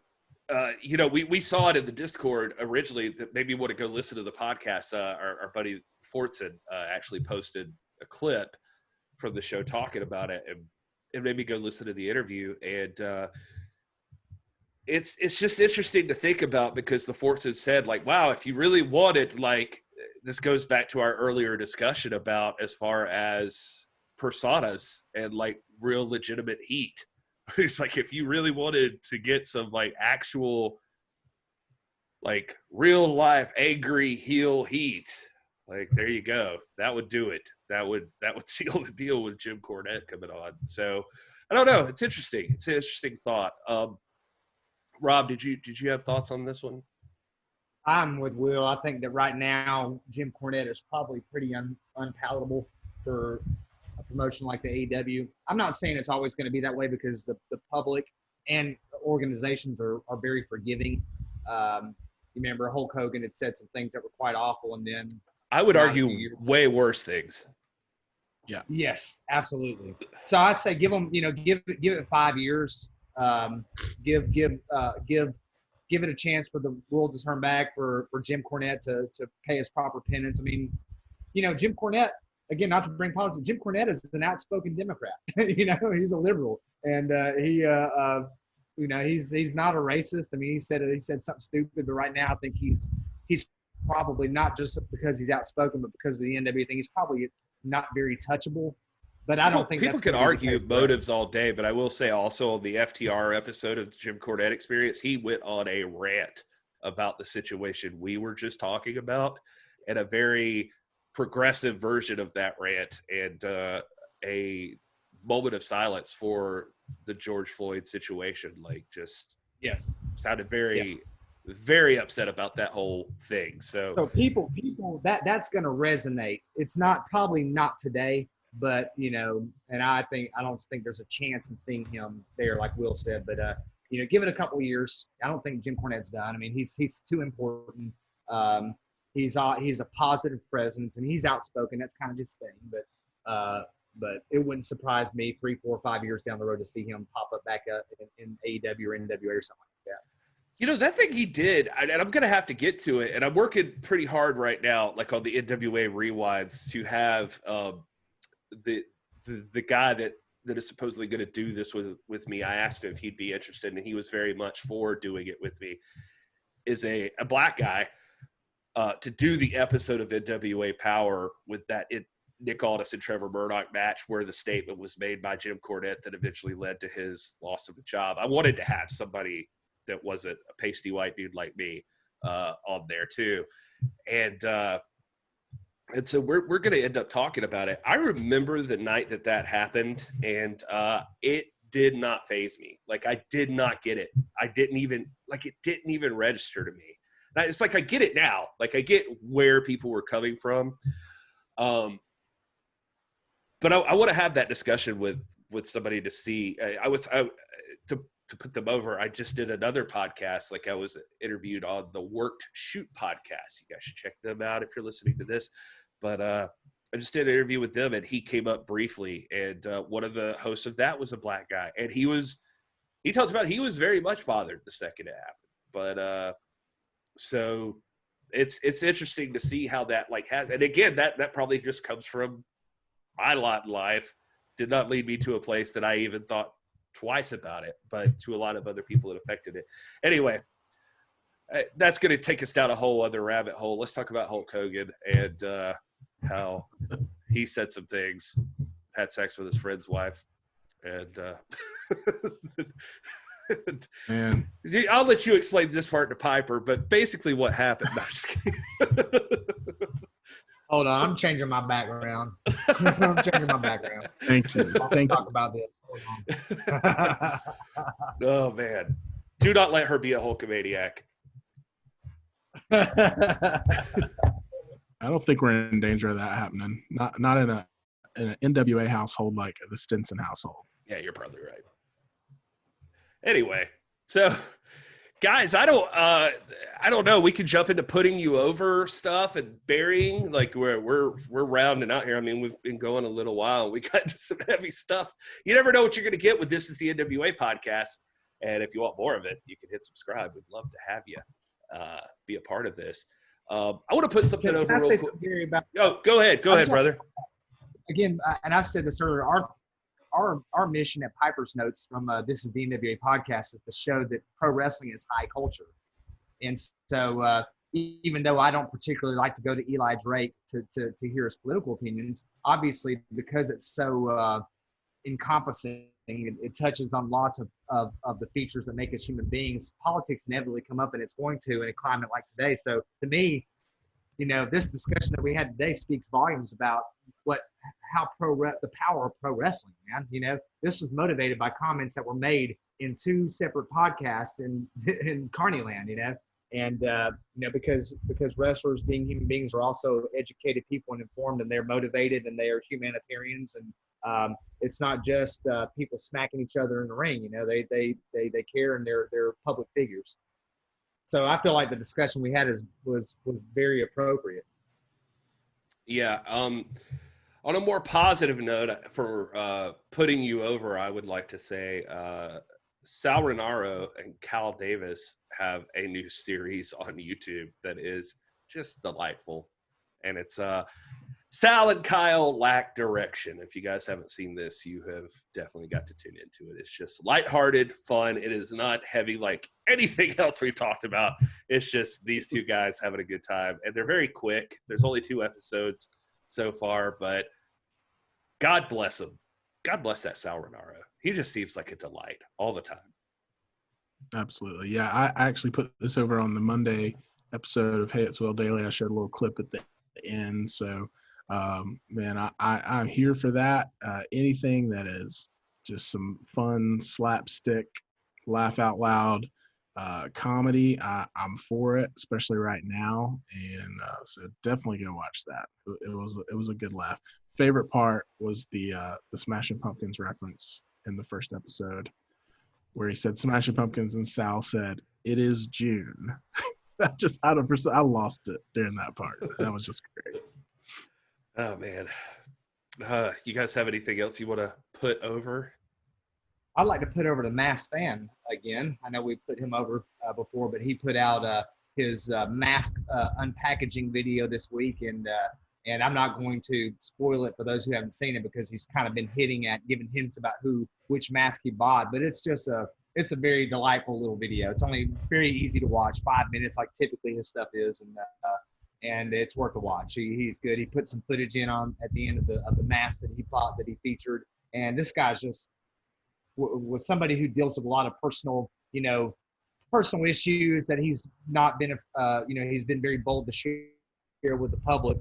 For him to put something out like this is so positive and uplifting. I thought it was just a good, with all that's going on. It's like talking about how we need Tim Storm right now. What now? The world needs more Masked Fan, man. He's so uplifting. Even when he's sharing his challenges, like he inspires me. I like that guy. I will never argue against the Masked Fan. I'm a fan. I'm going to put over Gary because, dude, you've been making the rounds this week, man. You've been representing the NWA. This is the NWA podcast on several different platforms and different podcasts, and you've been a wonderful ambassador of what we do here. And so I'm gonna, yeah, I know, man. And that's not the three beers talking. It's a little bit the three beers talking.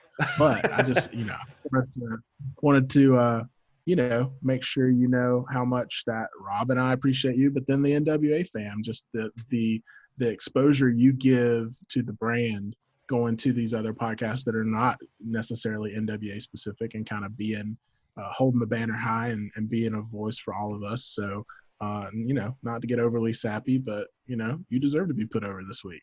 You've done a lot of work. I mean, very sweet. You're all right. You're okay, I guess. That's very sweet, man. Man, I'll tell you what. I will say this: if I could just for a second say that one thing that did hit me this week was after being on Ringsider's Rant with RJ, and which is a good show too. People should check out. And then the Work Shoot podcast that I did, and then the other week I was on a couple of things, and it's just if you could have told me 2 years ago that I would be talking about wrestling so much to an online crowd of a lot of people that I never even met or only met because of this thing. And especially then that people would actually want me to come do their projects to talk about wrestling. It just blows my mind. So every time I actually had to turn one down this weekend because I was like, my wife is going to kill me if I do another thing. Can we schedule it for another time? I have to watch TV with my wife. She is sick of me talking about wrestling. But no, it's fun, man. It's a blast. And you're right, dude. A lot of these people, you don't realize that we live in our little NWA bubble, but some people are just trying to get a glimpse at what that's about. What is this NWA fan? What's going on in the NWA? Why do you like it so much? That sort of thing. And so it's a lot of fun to talk with people about that. So thanks. Yeah. Let's bury some stuff now.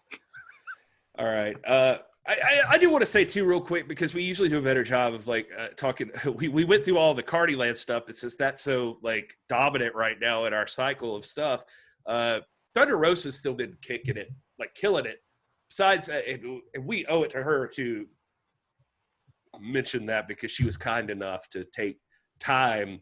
When she literally had half an hour to spare in her whole day, she used it to come on our show, on the live show on Tuesday. And we are grateful to you, Thunder Rosa, for doing that. You and Brian Cervantes, a.k.a. Brian Rosa, you guys are awesome, and we love you guys. So Thunder Rosa just did a live chat recently with Monica. I'm going to mispronounce her name. It's Lister. I can't remember how exactly you pronounce it, but Monica's awesome too. And they did a live show where they were answering fan questions, and they put us over on there again. And they were really, really cool. And I enjoyed, I was in the chat for that one, and they were taking fan questions, and it was very entertaining watching those two just interact and just try to. Thunder Rosa is hustling all the time. And she deserves props. She's exactly the kind of person you want representing your brand because she is steady out there. The exact same thing you were just talking about. She kills it like nobody else. Man, me and Will are both Christians, man. We I can't help but think that in the fullness of time through God's infinite providence, He chose Thunder Rosa and Nick Aldis to lead our company during this strange time because she is amazing. She is the perfect champion. And Nick Aldis is the perfect statesman to bridge these gaps and to carry and sustain it. And she is on it every day. I love her, and she grows in estimation every day. Did you just imply that Nick Aldis and Thunder Rosa were anointed by God to lead the NWA? Yes. I'm a Presbyterian, so I'm a Calvinist. So all things. Oh, I love it. You heard it here, folks. You heard it here, folks. Anointed by God. To lead Bob our Stinson company. just took it to another level. Hey, so I'm talking about before the foundations of the world, this was planned. I think if I were Nick Aldis, I'd freaking run with that. Yeah, it's true. It's true.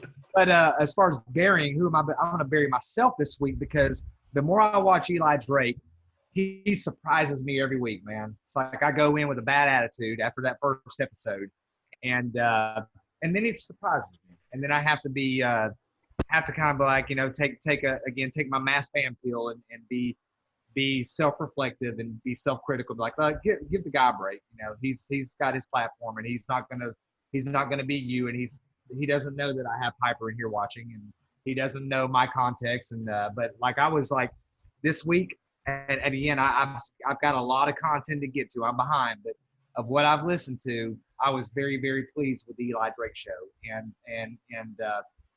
you know, if you would have asked me on week one after I saw that, like I was this close to signing off and not watching another episode. And each week he's gotten better. So I'm burying myself, man. I need to lighten up on Eli. Well, I would like to take this opportunity to use my platform to bury Eli right now. I put him over enough early on, but he's never going to please all of us. We talked about it a lot earlier, but this was always my intention to use this for my Barry segment. Not a fan of your statement about Tessa Blanchard being the best women's wrestler in the business. Just disagree. And I know that is technically subjective, but bro, you got a platform, and you got Thunder Rosa, Allysin Kay, Marti Belle, you got Ashley Vox, you got who am I even missing? I don't know. Melina's over there. You got plenty of women. A women's division that I think. No, Jazz. You got all kinds of women, man. Yeah, absolutely. I think a women's division that legitimately rivals any other company's women's division right now. And if you could say anything about the NWA, it's that. I swear, I'm not even blowing smoke. It's not just being an NWA fan. I think the NWA women are some of the best women in wrestling. And so I just believe that. And so it stings a little to hear Tessa Blanchard being mentioned as when you have so many influential ladies. God, even if you wanted to go backstage with folks like Karen Tran, who like does their graphics and their stuff like that, Sherry Shaw, who's like working on their music. God, I'm probably even missing somebody. The NWA has a lot of ladies kicking ass. And so Melina, man. Did you mention Melina? Yeah, I mentioned her briefly, but yeah. Melina, my gosh, man, she is a freaking icon, you know. You're telling me Tessa Blanchard's better than Melina? On the grown-ass woman thing, I don't know if you guys saw on Twitter. I think I posted it to you, but I was very proud to say Mickie James, SoCal Val, and formerly Victoria, they were talking about who do you want us to have on the Grown Ass Woman's podcast, and I said would love to see you guys interact with any of the NWA women. And we got some love from Mickie James with like a cheers, and so I think she's hearing us. So looking forward to that happening eventually. But anyway, Will, what you got for us, buddy? Well, this will be no shock if you follow Hayesville Daily, but I got to bury the Drake Maverick storyline in WWE. I just go watch the live show that I did. I think it was Thursday night maybe or something, and that was the topic of discussion. I won't go into detail, but it just rubs me the wrong way. Taking the real life firing of actual wrestlers who put their bodies on the line to further the business and to further, the WWE's name and brand, for them to get treated that way, and then for them to turn that into a storyline with Drake Maverick. I will never be okay with that. And it made me kind of sick, and it kind of soured the NXT brand for me, which sucks because that was like the one thing in WWE that I was like still kind of interested in. So I'm going to bury everyone involved in that. From the top down, even if Drake Maverick had a hand in that, just be better, have more empathy to the world. Just because you're a billionaire and you cannot relate to someone losing their job doesn't mean you can make light of it. And so I'm going to bury that storyline. And I'm going to continue to do that probably as long as it continues to make headlines. But I did want to bring up one thing that we didn't talk about. There was a Nick Aldis interview where he actually said, I covered this in yesterday's show, where he said that apparently NWA has had the best net revenue in this past month than they've had as a business. So that's a positive. And we don't know those exact numbers, but to hear the champ say it, I trust it. So that's encouraging that they've, the NWA has made really good use of some of these different avenues for revenues with merch and with Patreon, with Carnyland and stuff like that. So that was just something really encouraging that we totally forgot to mention that I think is worth noting. No, that's a really good point, man. That's good to hear.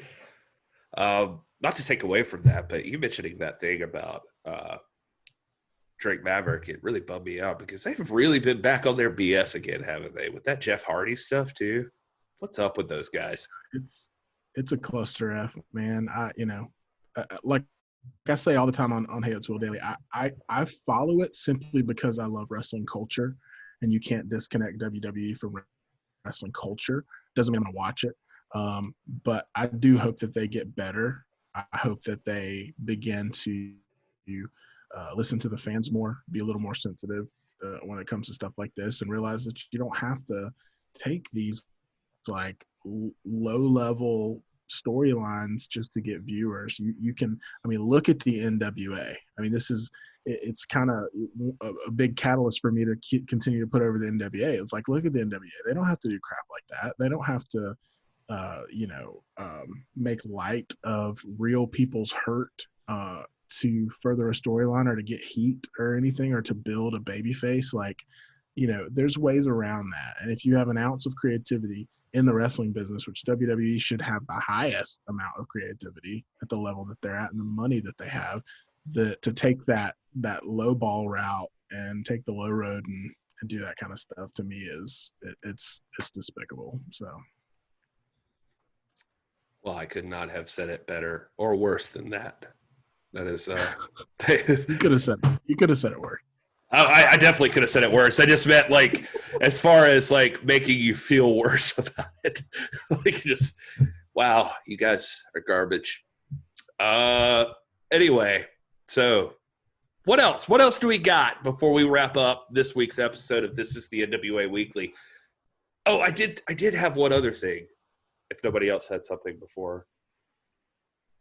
You put out earlier today, as we were recording, right before we were recording, about you were looking for fan topics for discussion. And our friend Roscoe, he came in. He's from Australia, and he's always very vocal about what he likes in wrestling and very opinionated. Love that guy, Roscoe.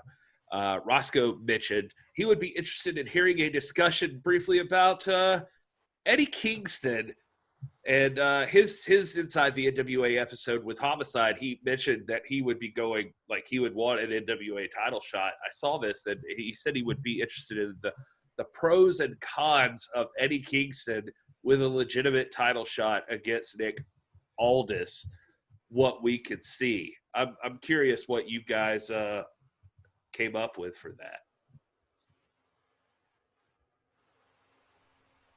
Go ahead, Will. Okay, well, I think a legitimate title shot, absolutely. If the question is, do I see Eddie Kingston as a legitimate world title contender? Absolutely, man. That dude, on his promos alone, but also his ring work, he's definitely deserving of that. I think if they make sense of it with a credible storyline, I think if they come back and suddenly, just because of that comment and Inside the NWA, suddenly he wants a title shot on TV, I don't think that makes sense. And I don't think Eddie Kingston would do that because he understands wrestling fundamentals, and you got to build a storyline. You don't just walk in and say you want the title. Obviously, every guy in the company wants the title.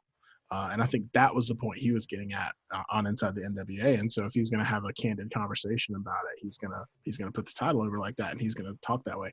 I don't think even he thinks that he should just stroll back in when Power starts back up and suddenly be number one contender. I think one day that would be awesome. I think he would be an incredible contender, and maybe even go over at some point and hold the title. But so if that's the question, yeah. But I think conversely to WWE, which we just mentioned, NWA would handle it with class and with creativity that made sense.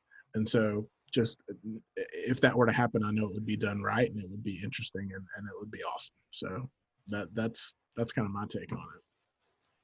This is one of those discussions that come up quite a bit among us, and it's one that I'm always kind of uncomfortable to have because like Nick alluded to it, or Nick Aldis alluded to it the other day when he said, he doesn't really like it when the fans start, talking in the language of the workers and talking about people getting over and getting heat and being pushed and that kind of thing. That's sort of their avenue, and we're there to, but let's be real, with the whole kayfabe is dead question, this kind of thing, we know what's going on, and we are the consumers. So I just don't feel, I love Eddie Kingston. Anybody who knows me knows I love Eddie Kingston.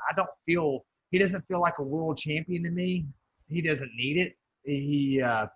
It's almost like the world champion would, I like Eddie Kingston being a loose cannon, man. And to me, the world champion is a statesman. He's an office holder. He doesn't, then, I've always kind of felt like Eli Drake might fit into that, but he's kind of a loose cannon too.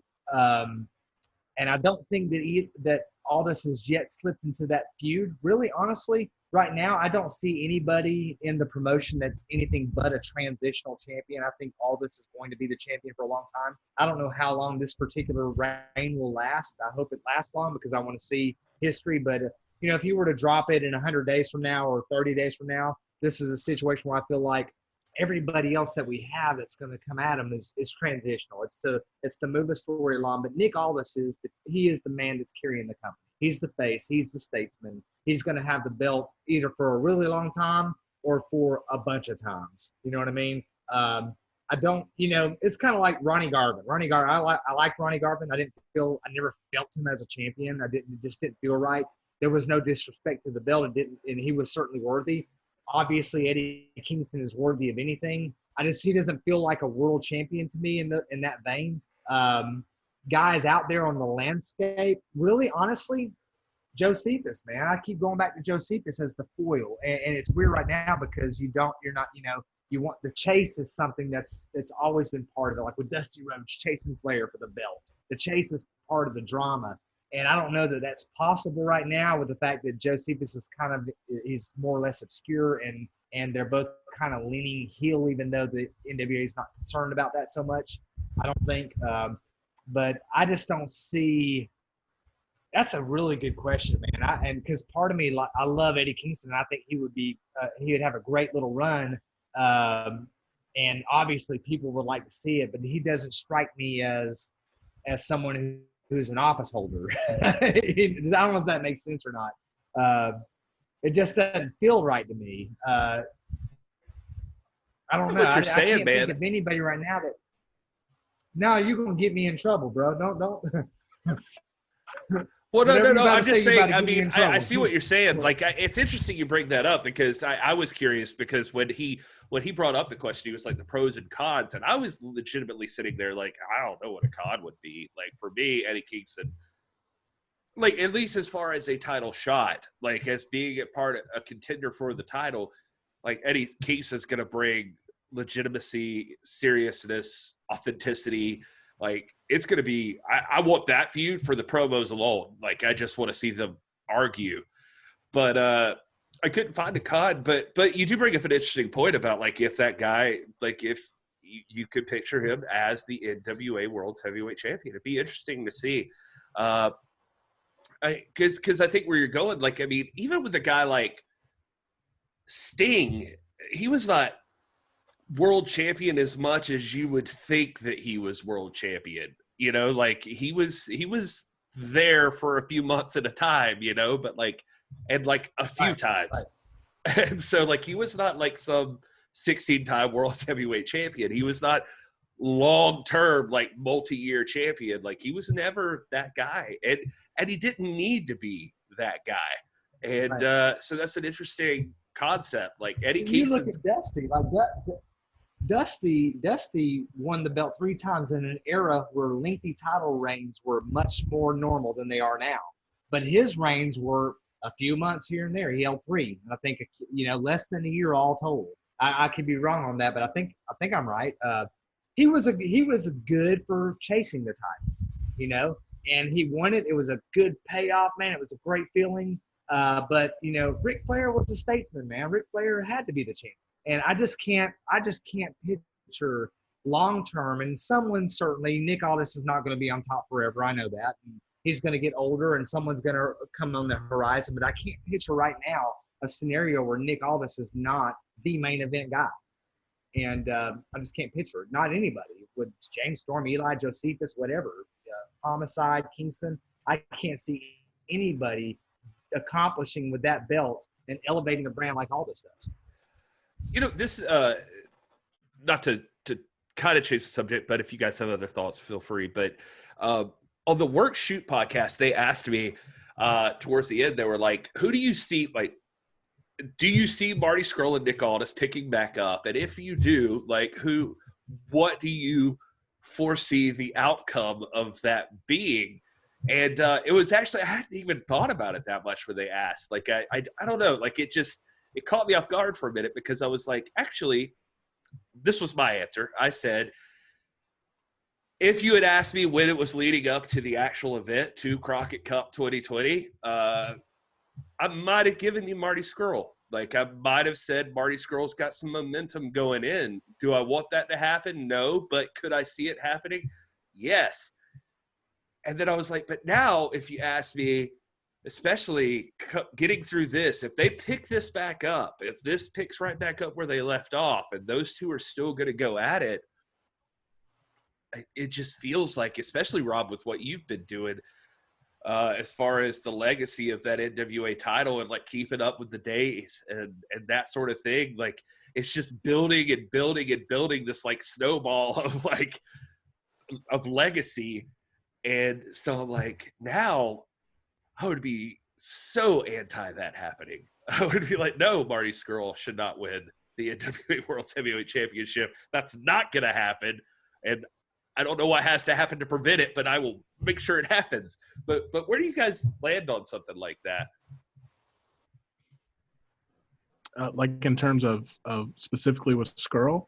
Well, yeah, like let's. I mean, we could talk about whatever, but I'm just curious how you would have responded to that question. Like, as far as like, what did you see the outcome of Scurll and Aldis, and do you think that that's still the destination? Well, I don't have the luxury of knowing it in context. So I, different from you guys, I was binging NWA Power after already being in quarantine and things like that, knowing that things were paused, knowing that the Crockett Cup, was postponed and may or may not happen. So I was viewing it through a little bit of a different lens, but I agree with your assessment now that like I do not want that to happen. I mean, Nick Aldis is my champion right now, and I agree with both you and Rob. I don't see anyone right now on the horizon that I would feel comfortable, seeing that title transition to, just because he has elevated it to such a level that I think it needs to stay there until someone comes to the point. And, there's a whole nother conversation here too about transitional champions and how we feel about those. And, Dusty, as you mentioned, Rob, was largely a transitional champion, and Sting was that way, as you mentioned, Gary, for a lot of those title reigns. And but there's a whole conversation about what's the value there. Are those important? Are they necessary? Or should it just always be this constant building thing? Or do we almost need like this kind of time to catch our breath before Aldis gets the title again and starts another very productive run with her, the way that Flair and Harley Race and those guys would do. So I mean, yeah, there's a bigger conversation there, but I think specifically to your question, I don't want to see Scurll as the NWA. He doesn't have that kind of clout with me in terms of NWA right now that I want to see him wearing that belt. I mean, there's a couple of different threads running through my mind. Like, one is the day count. If we're approaching June the 11th, that'll be day 600. It's historic. Those kinds of things weigh heavy on me. They're really impressive. They move me. There's like a sense of history, and so I don't know, like from a what Lagana and William Patrick Corgan have going on right now. They certainly are aware that this is this has now become a big deal, where this is the guy who's the longest reigning champion in the world of any promotion. And he's doing it at not the cheap way. He's doing it with class and with big wins. And I know we're in quarantine, so there's some days there. But again, we've talked about that. That's not unprecedented either. Once we read that, and I don't know what the cutoff point is. At 750? Is it 1,000 days? Whatever. But it would not offend me to see,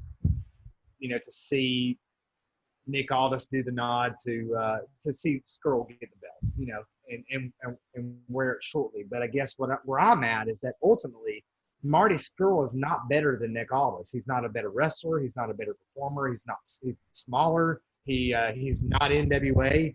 There's a lot of factors in it that suggest to me that this is not a guy who is going to be somebody that's going to be the established champion. However this plays out, I could see Skrull and Aldis having a series of matches, 8, 9, 10 matches, and at some point, Skrull getting the win and holding the belt for a month or here or there. But when it's all said and done, when the dust settles and this feud's over, you bet your bottom dollar Nick Aldis will be the world champion after that. And I don't see anybody on the horizon right now that can displace him from that position. Will there be and it's not like I'm a huge Nick Aldis mark. I like Nick Aldis because of what he's done.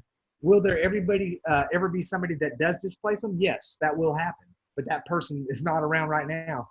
And for the foreseeable future, Nick Aldis is the company. He is synonymous with Sweet Charlotte, and Skrull might hold the belt for a month or two. I didn't see him winning it at Crockett Cup just because of the where we're at on the day count and all that, and how big a deal that's become.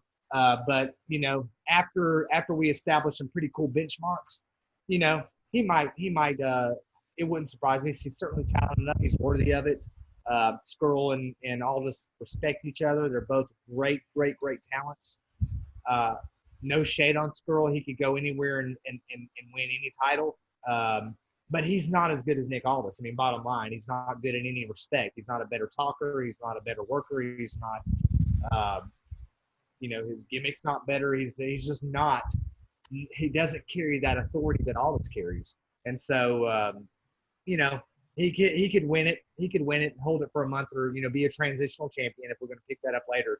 But when the dust settles, your champion, our champion, is Nick Aldis, and he will be for a long, long time. So there you have it. Just let the record show that Rob Stinson said that Marty Skrull is the man and Nick Aldis is a bitch. Guys, I can't think of a better way that is how the mainstream media will take your words and they will twist. Guys, I can't think of a better way to end. This is the NWA Weekly than that speech by Doc Stinson right there. Unless you guys have something to add, I just want to let people know to make sure you hit subscribe if you haven't already. If you're listening to this, we'd love to know who you think could potentially be the next NWA World's Heavyweight Champion. Is there someone? Throw it down in the comments. We want to hear from you guys. We love you guys. We appreciate you guys watching and keeping up with This Is The NWA, and we promise to keep trying to push out content just like this. Make sure you tune in to us live on Tuesday nights. We're going to be available for you after whatever the NWA does this week. We'll be there. And just let us know what you thought about this episode. Did we talk too much? Did we talk about too many hot issues? Do you like more or less of that? We need you to tell us what we're supposed to be. We're here for you. Anyway, I am at This Is Gary Horn. Do you guys want to tell people where they can find you on the interwebs? Yeah, I am at Hey It's Will with one L on pretty much every social media platform except for TikTok, which I'm trying to learn. I don't know. If you got any TikTok tips, send them my way. I just at this point, not to sound like the old guy, I just don't get it, but I understand that there's value there. So, but yeah, check me out semi-daily. I'm shooting for 3 to 4 times a week with Hey It's Will daily, just to be a little more realistic, make sure I'm giving you guys some good, robust, useful content. So check that out here on our YouTube channel. Yeah. I am also not on TikTok or Snack Shack or what's the other one? You actually listen to this old I might fart. have them. I might have a MySpace, man. I might. You know, the funny thing is, like, and again, I know we're signing off here, but technology works the same part of the brain that language acquisition does. You know, children are born with a language acquisition device that cuts off at like 12 years old, and technology operates at that same point in the brain. And so, us older folks, we might become very conversant and very good at it, very proficient, but we'll never be fluent at it like Petra or Piper. They're way better at technology than I am. You guys are younger than I am too.